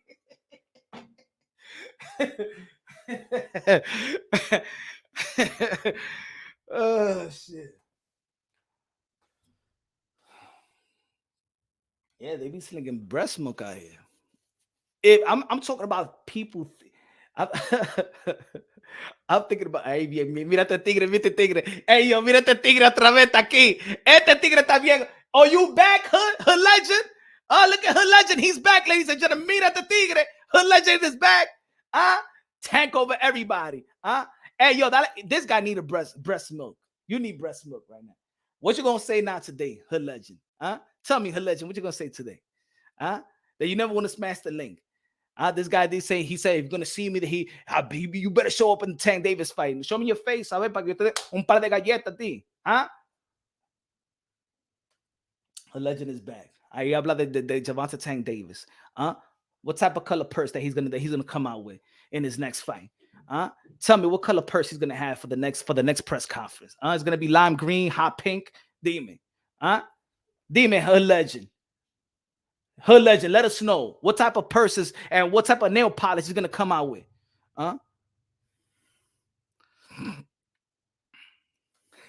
He said Tank will never pull out like Keith Thurman. Yeah, because who he's fighting anyway?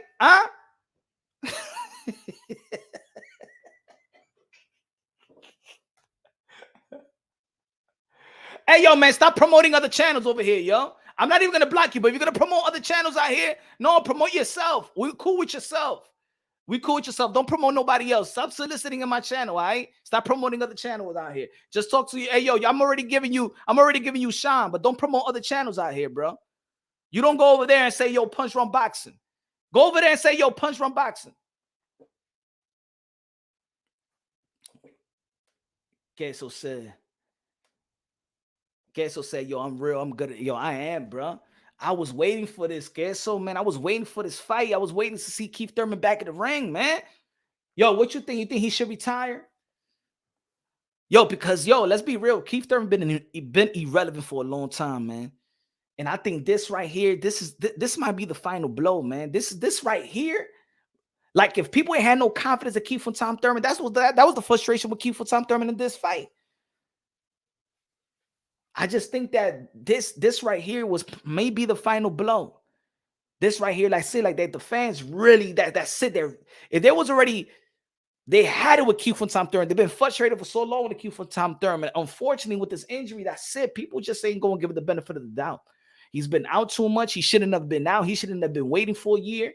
There's no excuses. He put himself on the bench. He the one that said in the podcast interview, he said that he was waiting for a fight. Shouldn't have been waiting. You should have gone out there to the zone. Should have gone out there with Top Rank. Should have gone out there with Golden Boy Promotion to do something.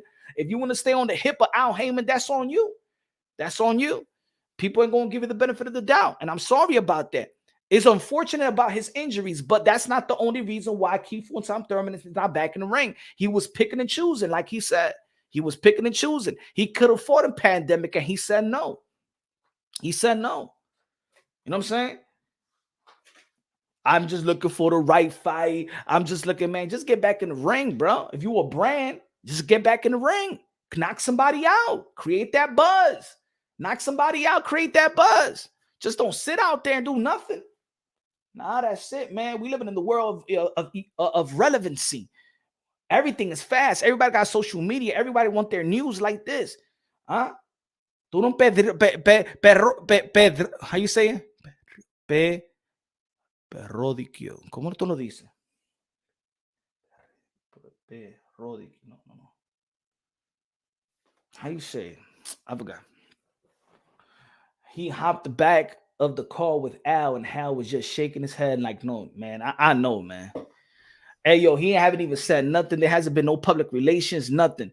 I know Keith got to be like this, like stressed the F out. Like, let me see. Who's trending right now? Charlo is trending. Let me see what he got.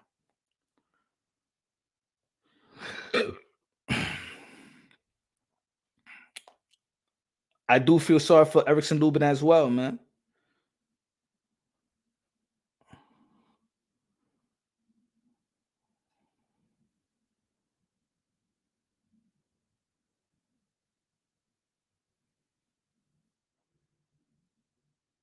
Damn, I got a sparring partner for WBO. Mike Coppinger just reported WBO President Paco said the winner of Tim Tszyu versus Sebastian Fundora must start negotiation with the mandatory challenger 5 days after the fight. The pound-for-pound king Terrence Bud Crawford who was able to position himself into the spot as the WBO super champ at 147.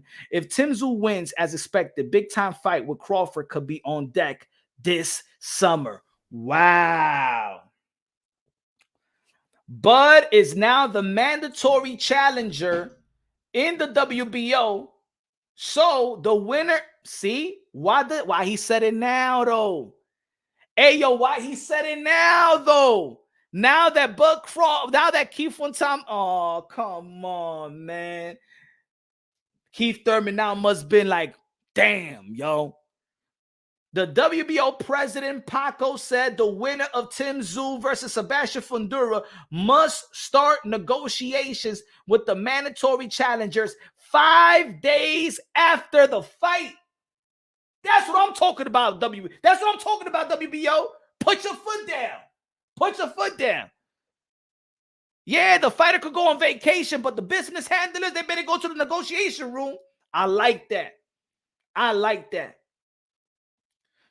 Can you imagine Sebastian Fundora versus Terrence Crawford? Tim Tszyu versus Terrence Crawford in the summer right away? If Tim Tszyu wins as expected, big time fight with Crawford could be on deck this summer.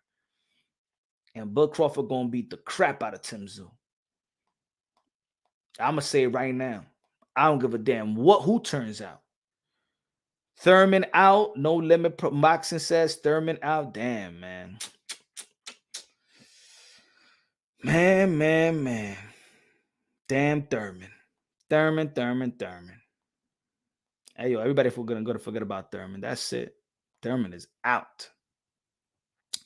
People already anticipating Tim Tszyu and Crawford. I believe, to be honest, that Crawford is going to beat the crap out of Tim Tszyu. I believe so.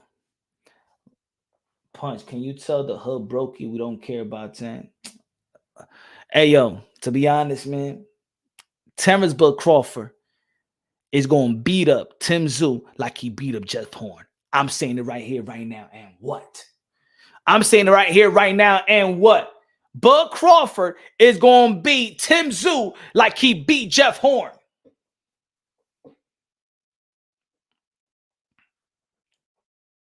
Yeah, it should have been this fight. He said, not punch. Can't not punch nothing, Savage. Not punch nothing. I was picking already Keith Thurman to beat Tim Tszyu. Nah. That man is too flat-footed for Bud Crawford. That's the reason why I also had Keith Thurman beating Tim Tszyu. Damn, you saying he's tailor-made for Bud? Man, that man is tailor-made. That tailor-made, he made for Bud Crawford. Bud Crawford's going to beat him from pillar to post. Bud Crawford's going to beat him up like he beat up Jeff Horn, go arm muscle him, throw him around the ring. I'm telling you, man. Nah. Tim Tszyu he's been good, but he ain't showing me that he could beat them type of polished up fighters. I had Thurman beating Tim Tszyu. What makes you think I'm gonna have Bud beating Tim Tszyu? I have Charlo beating Tim Tszyu. Now we don't know if he gets better. He said, "You crazy? Thurman fought once in 4 years. I don't care. I go by skills. What happened? Skills don't pay the bills now." The only reason why people was picking Tim Tszyu, let's be honest, is because the inactivity of Kiefer Thurman. Nobody debated. There was not even a debate of who's more skillful, Thurman or Tim Tszyu. Now you think there's going to debate who's better, Bud Crawford or Tim Tszyu? Is that really going to be a debate? Bud Crawford is better than Tim Tszyu in everything. In everything. Everything for you. Everything. Nigga, you crazy nothing. He said, Karate Kid said Thurman wasn't going to beat Tim Tszyu. How you know, Karate Kid? You saw the fight? I said I predicted. How you know he was not going to beat Tim Tszyu? He can't Tim Tszyu. The next, okay, who's next? He can't Tim Tszyu. Él le ganó a Brian Mendoza. Yeah, era King Kong. Hey, era King Kong. Yeah, and sometimes people be living like, como, no, he was not going to beat Tim Tszyu. How you know? You knew that Buster Douglas was going to be Mike Tyson too, right? Karate Kid. You thought that Mike Tyson was gonna lose to Buster Douglas too, right? You thought that Marquez was gonna knock out Manny Pacquiao cold like that, right? You knew that too, right? Mi gente, porque ya ustedes lo saben todo. Sometimes skills pay the bills. The only reason why people pick Tim Tszyu is because it's activity. Ain't nobody say he got a better jab. Ain't nobody say he got better footwork. Ain't nobody say he got the best mixes of punches. Ain't nobody say he got a better accomplishment. Ain't nobody said that he got a better, he accomplished more, got better resume, got nothing. He ain't had nothing better than Kiefer Thurman, but he was bigger in activity. Yeah. That was going to be for me, I analyzed that fight like Kiefer Thurman for Danny Swift Garcia. Like that. Get the end of Tim Tszyu. But momentum. Punch, breast milk cheese is expensive. Was I saying that he couldn't beat Thurman? Yes, he could beat Thurman. Especially we don't know which Thurman was going to show up. But if we're just analyzing the fight like they're both 100% skillfully, I think that Kiefer Thurman skills and talent would have exposed Tim Tszyu. I never thought that Tim Tszyu was special anyway. I never thought that Tim Tszyu was special. I think that Tim Tszyu was good. He's good.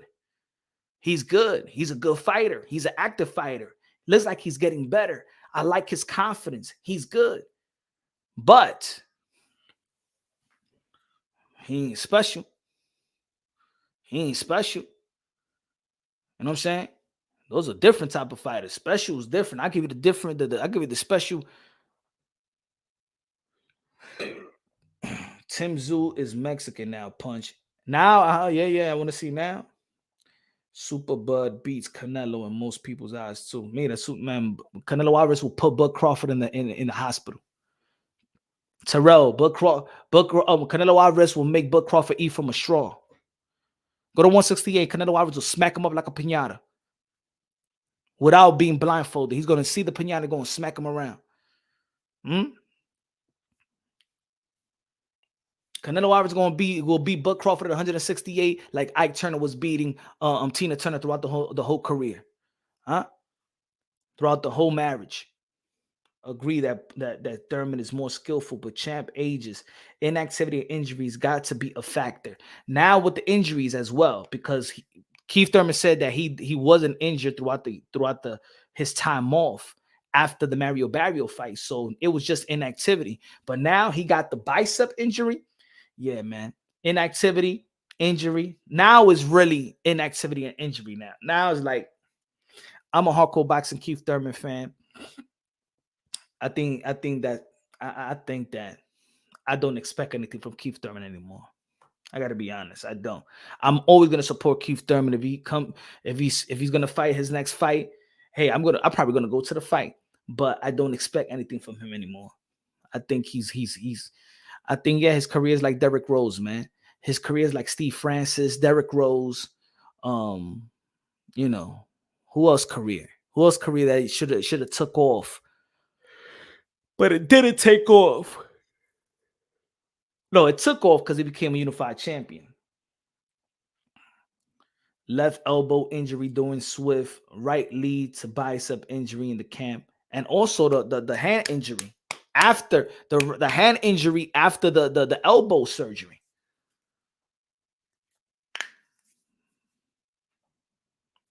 Yeah, he's fragile, man. That dude is fragile. Fragile in the boxing sense. Not saying that he's weak, because every fighter got to go into the gym, but it seems like that's it. He got a fragile body. His body's made out of glass. Now it seems like, damn, that married life took a toll, bro. Damn, that married life took a toll, man. Damn, Thurman. Don't you think that his wifey probably is like, man, I messed him up. Maybe she be online and listening to all the like, damn, baby, you know who used to be your husband, and then you came around and man, that's unfair, right? But yo, Thurman, it's true, man. Ever since you met that woman, bro, you disappeared, bro. Imagine if she reads all those comments. Damn, plus, don't even float that. But can you imagine? She must feel like, damn, I messed him up. I know she must feel bad when she hears that shit. When she hears people saying that. I used to be like, hey, yo, man, the real Keith Thurman is still out there in the park somewhere. Man, you gotta go. Hey, yo, Charles. We don't want to go say Keith from Tom Thurman. Hey, yo, man, stop with the go pray for Jesus Christ and stop playing around with all that meditation and stuff like that. Que no hay nadie allá arriba, Keith Thurman, pa' usted. Por eso que Jesus Christ no está haciendo nada, no te está sanando a usted. Porque you pray por un Buda que no existe ya.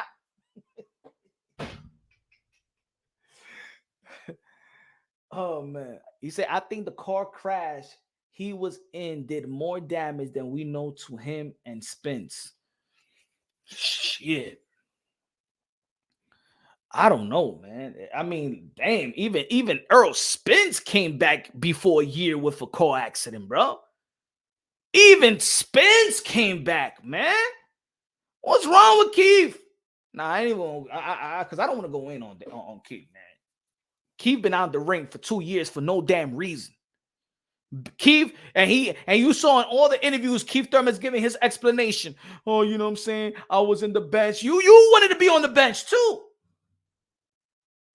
Oh, the WBC mandated this. Man, please, man. The WBC don't mandate nobody. You should know that.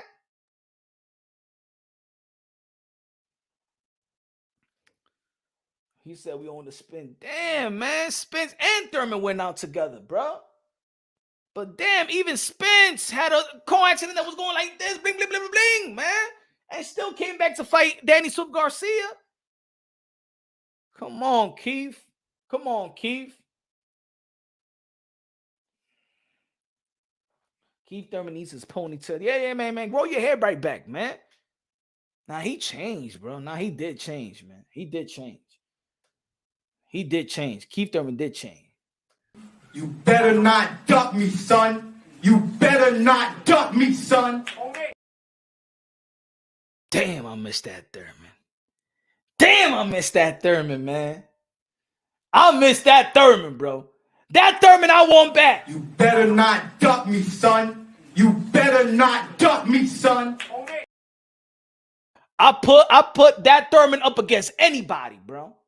That Thurman right there, I'll put him up against anybody. Spence, Bud, anybody, bro. That Thurman right there beats them all. That Thurman, this Thurman right here. You better not duck me, son. You better not duck me, son. That Thurman beats them all. Bud, Spence, Danny, Porter, Kell Brook, whoever. Probably would have been Floyd Mayweather as well. Goddamn, yeah. Yeah, probably would have been. If Manny Pacquiao would have fought that Thurman, he would have been out. If Manny Pacquiao would have fought that Thurman would have knocked out Manny Pacquiao like Marquez did. That's the Thurman we want. That's the Thurman, not this little Thurman with the fade without the shape up right here because it doesn't have a hairline and stuff like that. And no, that Thurman I don't know. That Thurman I don't know. I don't recognize that Thurman. You know what that Thurman reminds me of? You know what today's Thurman remind me of? You remember, you ever had that friend that he was crazy right in the hood? Dude was crazy, fun to hang around with, and then he became evangelico. And then now he's just predicando. He's with the suit and tie, passing out flyers and stuff like that. He ain't the same no more. Even though that he found his happiness, he found in his enlightenment. He's a church going. He be with his family and stuff like that. He don't want to chill. He don't go out, nothing. That's Thurman right now. And you, and like, it's almost like you lost your friend. You know what I'm saying? It's like you lost your boy, but you happy for him, but you lost your boy. That's it. Like you don't, you know what I'm saying? That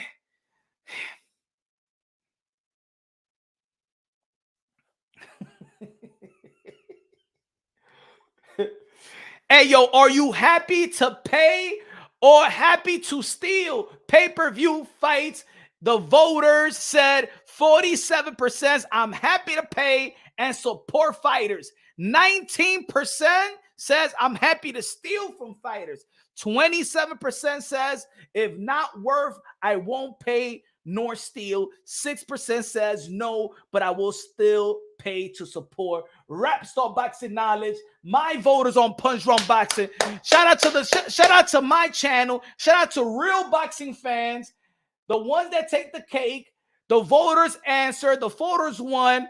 I'm happy to pay and support fighters. Fighters 47%, even though it is not over 50%. I wish it was more, but it leads the voting. I'm happy to steal from fighters is 19%. You bunch of thieves, but at least we have more people. We got 48% now. I'm happy to pay and support fighters. There you go, Rap. There you go, Rap there for you, Rap. Let me end the poll.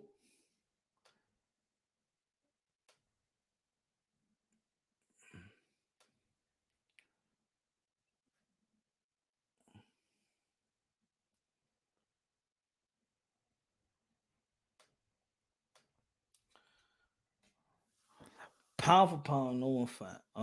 That better not duck me, son. Thurman defeats everybody. Everybody, bro. Everybody. But ladies and gentlemen, what we was talking about earlier, I did a video early on, and I said a lot of people is unhappy. A lot of people was unhappy on the way that Bill Haney talks.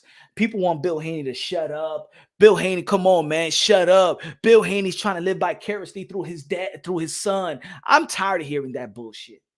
I'm tired of hearing people always say that these fathers are trying to live vicariously through their sons. Let's be real. If you a father, any father out here with a son knows that his son is always trying to live vicariously through the father. If anybody is a devoted father that got a son, your son always want to be just like you. I ain't talking about the type of father you don't spend time with your kid. I'm not talking about that type of father you see your kid every other once a year, 3 times a year, 15 times a year. I'm talking about a devoted father. Y'all do everything together. You know what I'm saying? Fathers don't live vicariously through their sons. Fathers enjoy the success of their sons because that's their pride and joy. See, the people that be like, hey, yo, that Bill Haney needs to shut up. Bill Haney don't got to shut up for nobody. Bill Haney don't got to shut up for nobody. Hold on. Got you right here.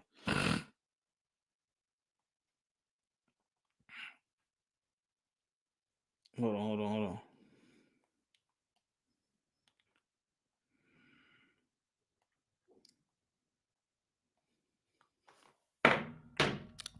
Bill Haney don't got to shut up for nobody. Bill Haney could say whatever he wants to say and pump and hype because that's his son. That's his son. I don't want Teofimo Lopez Sr. to stay quiet. I don't need Kenny Porter to stay quiet. I don't want Angel Garcia to stay quiet. I don't need now. Oh yeah, you know his father to stay quiet. Virgil Ortiz Sr. to stay quiet. These fighters to stay quiet. They out there pumping and marketing and advertising, hyping, supporting their sons. Do you know how much hate their sons get? Matter of fact, if Bill Haney wants to disrespect anybody that's disrespecting his son, he got the green light. Matter of fact, I believe that Bill Haney actually been too nice to people. If Bill Haney wants to come to Punch Drunk Boxing and be like, hey, yo, Punch Drunk Boxing, F you for saying this about my son, and I feel like you said this and then say this, and you know what? I'm protecting my son. You know what? I'm giving him the green light. I be like, you know what? You got the right energy. You got the right energy. You feel me? Rapstar Boxing Now is the voice of the UK, London, bruv. Yeah, I'm enjoying this live, Punch. I gotta say this though. I like what you said. So are we saying, yeah, that on your channel the fans are bougie, they're rich? Are we saying that your channel, where most of the fans are happy to pay, they got the money? So you are attracting more of the above the medium class, and some of us channels have got the poor and the people which are not earning that kind of money. What is going on? Because some of the people that come here, they come to me too, and some of the people that come to me come to you. Mm-hmm. Is it because you are making them feel guilty, or making them feel bad, making them understand, you know, giving them that conscience, and that's why they don't want to admit it? Because when you stream, yeah, and you say you're a thief ain't gonna admit he's a thief, is he? I mean, they're admitting it. They was a thief. They admitted to you that 20%, right? 20%. But no one ever is gonna be happy to be a thief or happy to be, yeah, I'm gonna admit, yeah, I'm a thief. But in boxing, I just think in the streaming culture, yeah, and if we really keep this logical, a streamer, I don't think feels like a thief. I think a streamer feels like, oh, it's getting shared. I can watch this. The main guy who is sharing it, he's the one who's in trouble, not me. So I don't think a streamer actually really does feel like that, bro. I don't think so. Well, I'm saying that he is a thief if they're streaming the fight and robbing the fight. Because when a streamer says he does, you gotta understand the content, and you know it because they say it to you and they say it to us and they say it to everybody. When they say in boxing, I don't want to pay for the fight because it's not worth it, and I'm going to fire stick it. Pause, and they could tear, and those thieves could stick the fire stick up their ass, right? If they're saying it because they know they're going to rob it. That's what they're trying to say. I'm going to fire stick it because I don't want to pay for it, so I'm going to take it from you. In reality, we know that in boxing, why do fighters fight for pay-per-view, right? Because they're going to get money. That's their livelihood. As a matter of fact, they're going to get more money off the pay-per-view than what they're guaranteed to get paid. They count on those pay-per-view numbers. By counting on those pay-per-view numbers, they count on the support of the hardcore boxing fan, especially when there's a hardcore boxing match.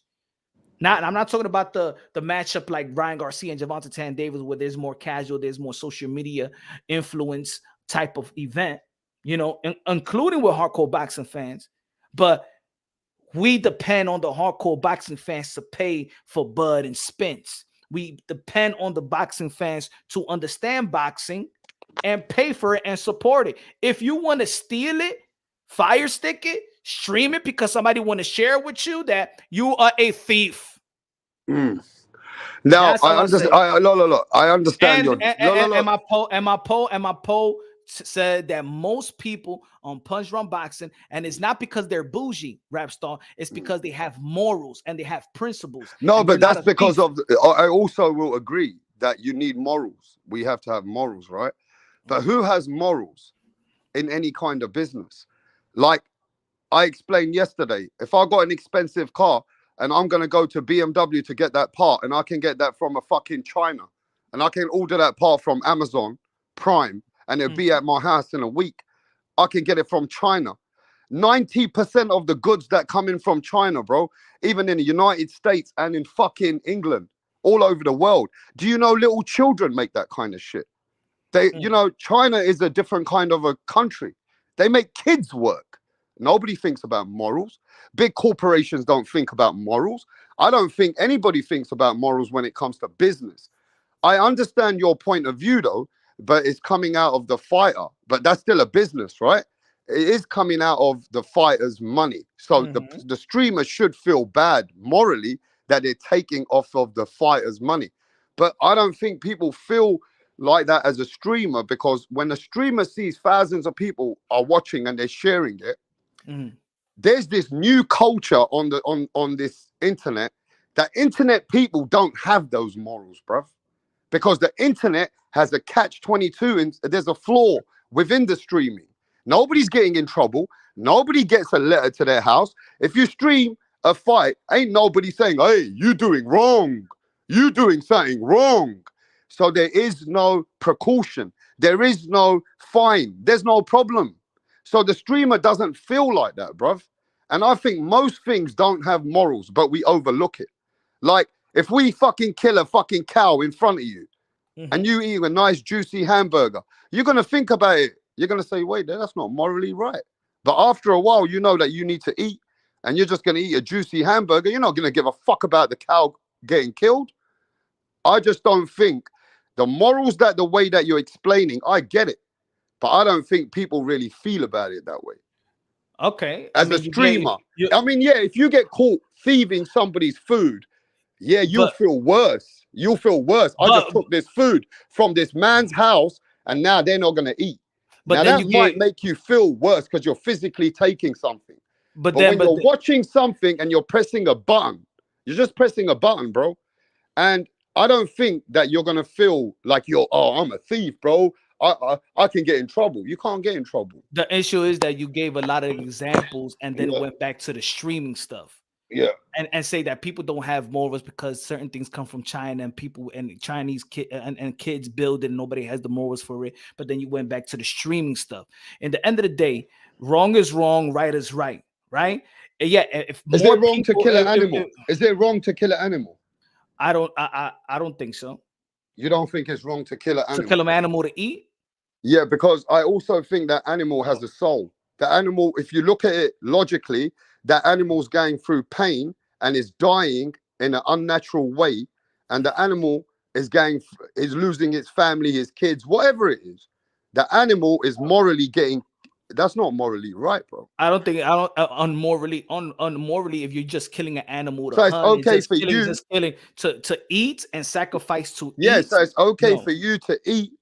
That's okay because morally you need the food, right? But look how the food is getting killed for you to eat it. Yeah, so I don't think it's wrong for that. You know what I'm saying? Well, a lot of people would say that's wrong. You're killing a soul. They may be, but that's what I'm saying. Now you give an example of animal, but you're not giving an example. Then you're saying, but streaming is different. So let me ask you a question. If the district attorney and 1,000 men are violating a 12-year-old, let's give it. It's the district attorney, the whole precinct, the whole men of community is this little child is drugged up and everybody is violating her, rap star. Is it okay for you to violate too? But you're not going to get in trouble for it though. I mean, everybody else is doing it. That's totally wrong. Would you do it? I mean, that you're going to a place where you know something is totally wrong. But like I explained to you, what is wrong for you and somebody else who has love for animals or has a different thought process and think this is fucking wrong, bro. They should not be killing these animals like this, right? Yeah. So that it's morally right for you to eat it. Same way as anything gets imported, 90% of all this business, Amazon, Walmart, Asda, Tesco's, half of their products get made from China. Countries where kids are getting exploited, bro.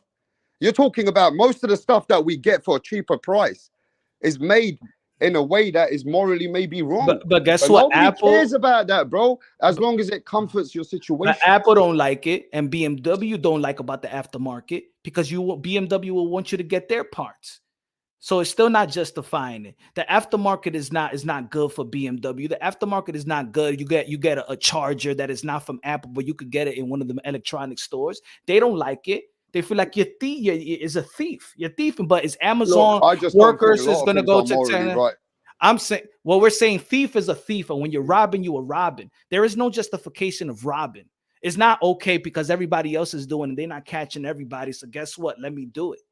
Is the nature of why you rob. Has anybody robbed here? Has anybody robbed some food from the grocery store because their parents, or you just didn't have money, you just wanted to survive, and you're forced to do something that you morally wouldn't do, but the thing is you need to survive and you need to eat just so you could live for the next day or live for the next hour or whatever. Those are understanding, even though that is wrong, but it's understanding why. But if you're saying that I'm not going, this thing is not worth it and I'm not going to pay for it, but I'm going to steal it because I don't feel it should be worth it. So I'm going to go to a grocery store and say, like, you know what, this gallon of milk, I'm mad. This gallon of milk ain't shit anyway.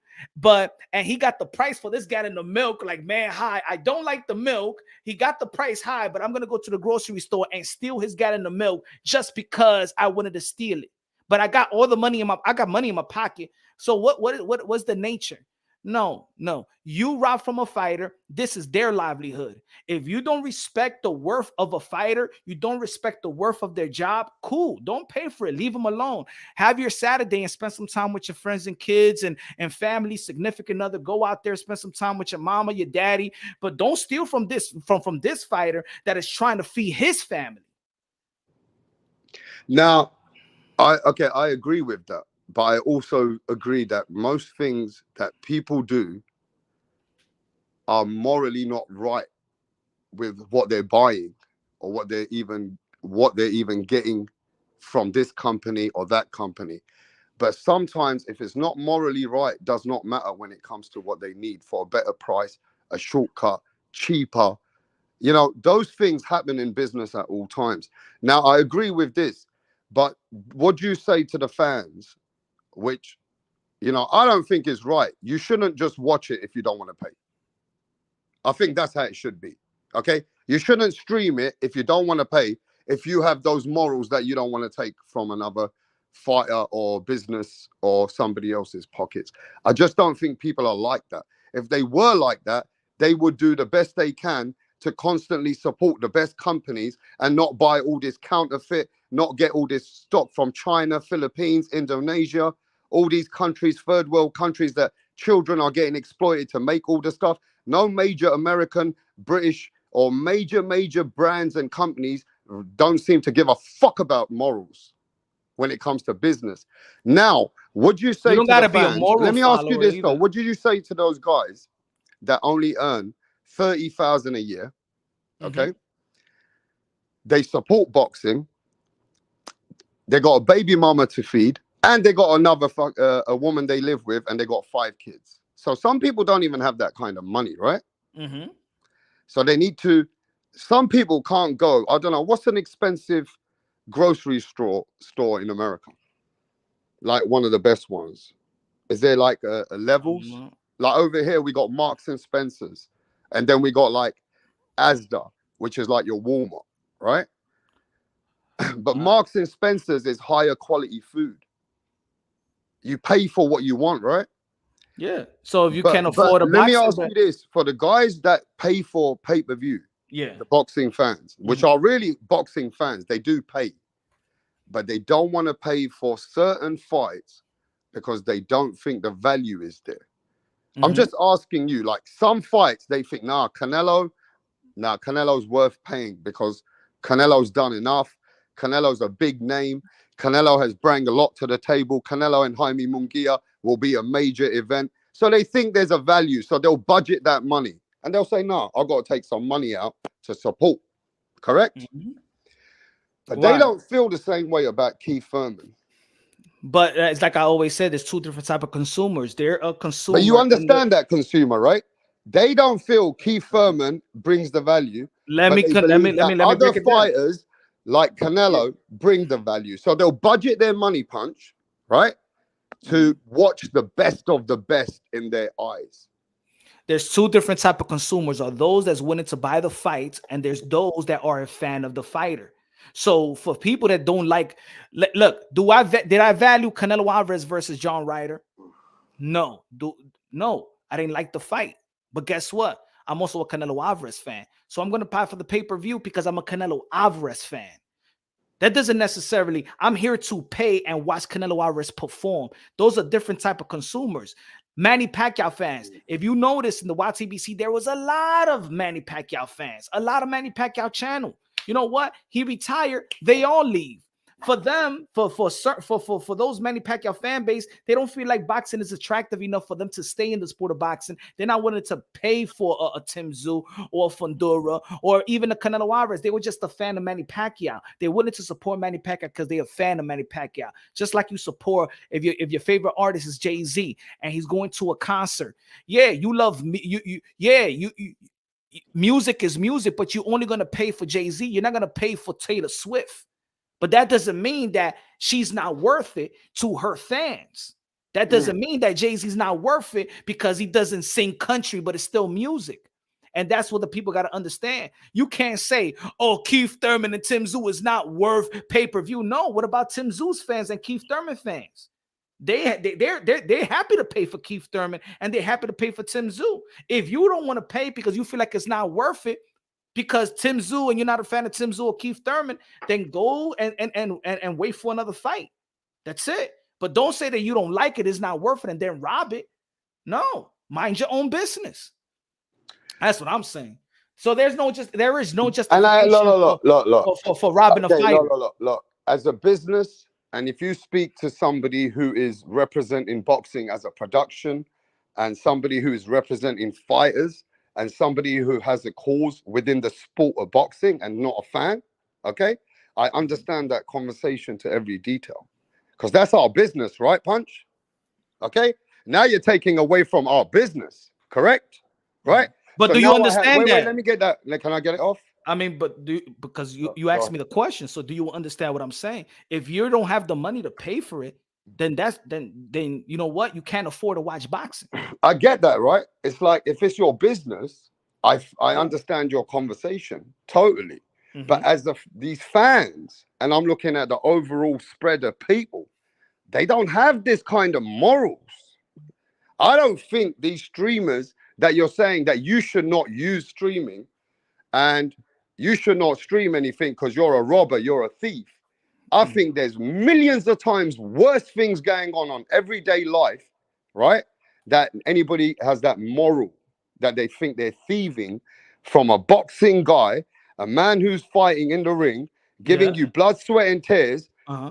The way they look at it, if you really want to know, I like to just be real with the way I see these fans, right?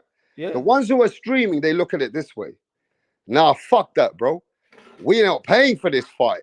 We ain't paying for this Keith Thurman pay-per-view. No, bro, we're going to stream it. Because guess what? Streaming is free.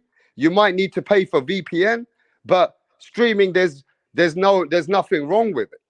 People don't get in trouble. So they don't feel like there's a problem with streaming until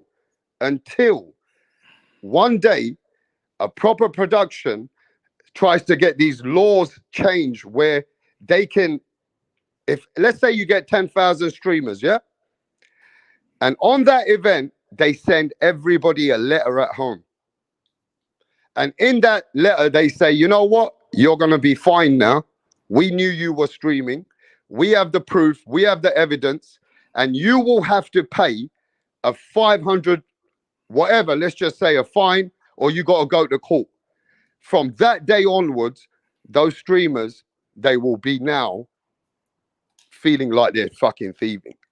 Bro, everybody could thief. I could go right now to the gas station and steal right now. But there's no moral, there's nothing gonna happen to these streamers. Is why streaming. But stealing is, but you're validating. I'm not validating. But I'm saying that these streamers are not gonna feel like they're robbing because it's free. It's easy. That's why I gave you the explanation. Because it's easy, so they don't feel like there's nothing wrong. That's why I said if a district attorney, the whole precinct, the whole police precinct, and the whole bunch of men in the village is raping a 12 little girl, would you rape it? Would you go inside of her and put your dick in her? Should I be more vulgar than that? Would you do it? Because everybody else could do it, and nobody's getting in trouble to do it. Would you do it? Look, at the end of the day, answer my question. Would you do it? Of course not. Exactly, because it's wrong. It doesn't matter if it's free. It doesn't matter if you don't get caught. It doesn't matter if you don't get arrested. It's wrong. There's no validation. I agree with you. It's wrong. If you're a thief, is a thief. You a robber, you a robber. That's it. It's no explanation. It's no, oh, because I'm not getting caught. You know what I'm saying? No, you're a thief. That's it. Do you think? You're robbing from somebody else's livelihood. Do you think a streamer feels like a thief? I don't give a fuck if they feel like a thief. I'm telling them they are a thief. The boxers are telling you that you're robbing from me. I don't give a fuck if you feel like it or not. So I went on Amazon the other day, and I wanted to buy, you know, like phone chargers. Yeah, you lose phone chargers all the time, right? Yeah.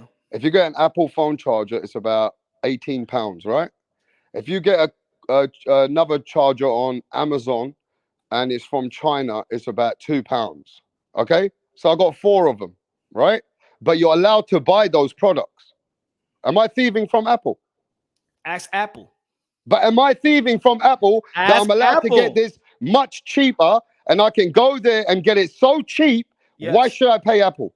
Ask Apple. But why should I pay them if I can get it cheaper? But what would you, if you ask Apple, what you think, Rap? I'm just saying, right? I'm asking you as a consumer. But I'm asking you. You're telling me if you because you can't know. It's not. All right, this charger. No, there's nothing wrong with it. No, this charger. Look. This charger's from Apple. Yeah.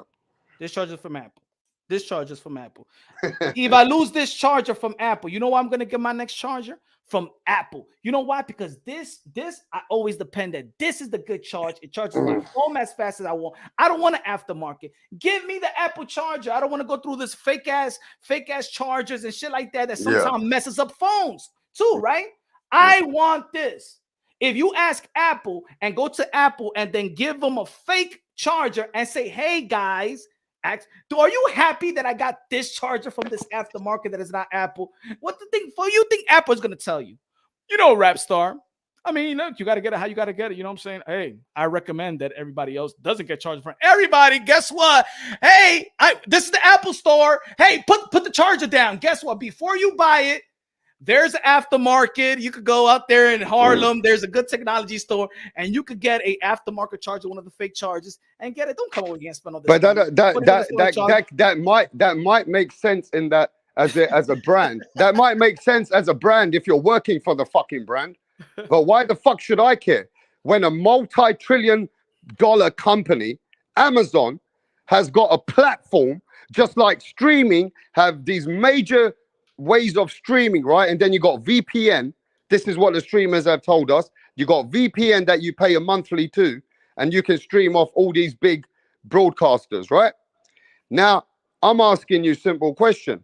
Yes, that might feel bad if you're working with Apple, but otherwise to that, nobody give a fuck about moral of Apple. They're gonna say Apple's a £1 trillion company. If I can get the charger cheaper, yeah, so what? I can get the charger cheaper. But we're going in circles. You're saying that if you could get away with it, then, and I'm not validating it. I'm just saying why the streaming culture is going to get worse, and why streaming is constantly going to be hurting any event or any sport is because there's no moral ways of making them feel like they're doing wrong. There's no precaution. There's no fine. There is nothing that they're doing that is any problem for them. So they're not going to feel like, streamers are not going to feel like they're doing wrong. But they know. People know when the world knows they're doing wrong, bro. They know that they're doing wrong. A boxing fan knows he's doing wrong when he says, this fight is not worth it. I'm going to fire stick it because I don't want to pay. They know it's wrong. They know it's robbery. We're not dumb here. We know you're robbing. If you don't pay for this pay-per-view, it affects the fighter that's risking his life for him to feed his family. That's his job. Yes, and when you was mentioning about the sport, that the fans care about the sport or the which type of matchups and things of that nature, I understand we look at it as the sport. But we also got to understand that we're humans, that the shit that we're watching and that guy that's stepping inside the ring, that's his job. We are entertained by his job, but his job is to do a job and to feed his family. If I rob him, it affects the way it feeds his family. I understand that. I get that part. I get that part. Let me explain to the chat. Let me explain to the chat. So if you're a hardcore boxing fan and you appreciate fighters, may not appreciate the fight that you get and asked for, you still got to understand that if they put it on pay-per-view And that's what they're charging. If you don't like it, don't pay for it. If you don't like it, you don't need to rob nobody. That's their livelihood you're stealing from. Because if I steal from your livelihood, you will have a problem with it. You will probably fight me for it. As a matter of fact, if I steal from your property, you probably will shoot me in your property for stealing your property. So everybody needs to shut the fuck up and stop justifying stealing. A thief is a thief. A robber is a robber. And that's it. And it don't matter if maybe if somebody steals a penny from you, rap star, you might not give a fuck. And you, man, this guy a penny, right? But how much is somebody just steal and snatches the ice cream from your child and runs a grown man? What would you do? I mean, ain't nobody gonna do nothing to him because ain't nobody really saw it. Yeah, and you know what? Then, so stop. I'm done. Matter of fact, I don't even want to justify. There is no justification. There is no more and more question. It's gonna go back to you a thief. That's it. I think the world is a thief, and I think the morals. You're right about that. But this world don't live off morals anymore, my friend. For me, I don't think my own government doesn't run on morals. I don't think the United States runs on morals. I'm here to know I'm not justifying none of that shit for streaming or whatever. But there's a catch-22 in that streaming. That catch-22 in that streaming, there's sharing. That people are allowed to share and they not want to make no money out of it. Twitter, Elon Musk, X. Now it's X. They're allowed to share certain fucking parts of fights, events, and ain't nothing happening about it. So this kind of attitude is the thing that's fucking up those sporting events, is because streaming has never been looked upon like it's really wrong. Otherwise, people would feel a certain way more. I just feel, because when Napster came out, it was to the guy in the chat though, when it comes to businesses and Apple and BMW and everything else. Hey, bro, when it comes to me wanting to feed my family, I'm a businessman. I don't give a fuck about Apple, BMW, and all them motherfuckers. Good luck to them. They're billionaires. I need to feed myself. So I'm going to look to do the best I can for my dollar. I'm just talking as a business, right? I'm going to buy the product that I think is value for money if I can buy it. We're going, but this is why the world. And as a business, if I can get a better deal and give a better deal to my client, then I'm gonna do what I got to do as a business cutthroat man. Otherwise, I'm not a smart businessman. The world is but that's what it is. The world. I'm not a smart businessman then. But I'm saying, because morals don't work in business. You're saying that the world has no morality. Cool. Most of the world doesn't have a morality, but because the world and most people doesn't have the morality, it gives me the green light not to be morals too. Nah, man, that's a decision that I make as an individual. You are right. It's wrong. It's wrong. You are right, but people don't care. So fuck the people. Right. I'm gonna be one of the voices to imply to put some more morals into people. That's why probably I got a platform. Maybe that's why I say God first, everything second, fight plus of our equals with champion. That's why I say the best investment that you can make in your life is have God in your heart. At least in the end of the day, I'm gonna tell somebody just have a little bit moral, something like that. If everybody wants to be unmorally because this is the world the earth is, right? That doesn't mean I'm gonna be like, you know what? Since you know what, every man wants to wear a fucking purse and nail polish and like to have a pee-pee stuck in there. You know what? Let me have that shit too, because everybody is doing it. No, it's unmorally. People need to stop being followers and become a leader. We're losing leaders out here. We're losing men out here because every man is trying to be a beta male. So when you're going to be like, you know what? This is wrong and this is right. Fuck that. If everybody else is doing, you make a fucking change. You make a change and you make it right for everybody around you. You make a change, rap star, and say, stop fucking thieving. Everybody who thieves is a fucking bitch. How about that, rap star? Instead of trying to question people. Oh, yo, you know what? But he steals and he steals. So everybody let's steal. It doesn't matter. Fuck you. Fucking stop being a thief. And have morals. And stop being a follower. That's what you got to tell them people, rap star. Let's be leaders out here. How about that? How about that? You know the funny way. I feel that passion. Feel that passion. Yeah. Be a leader out there. Stop fathers to take care of your kids. Say men to be men. Say people to be godly. Stop thieving. Stop raping. Stop selling drugs to the community. How about that? That's been going on for millions of years. I only sell fucking needles on people's asses because I'm gonna feed my family. And if I sell drugs to a bunch of kids and a bunch of the youth, guess what? I'm gonna be living in the mansion. How about that? Is that right? No, it's not. There is no justification for thieves. That's it. Yeah, and let me tell you the weirdest thing is, yeah, it's crazy how this is all about the American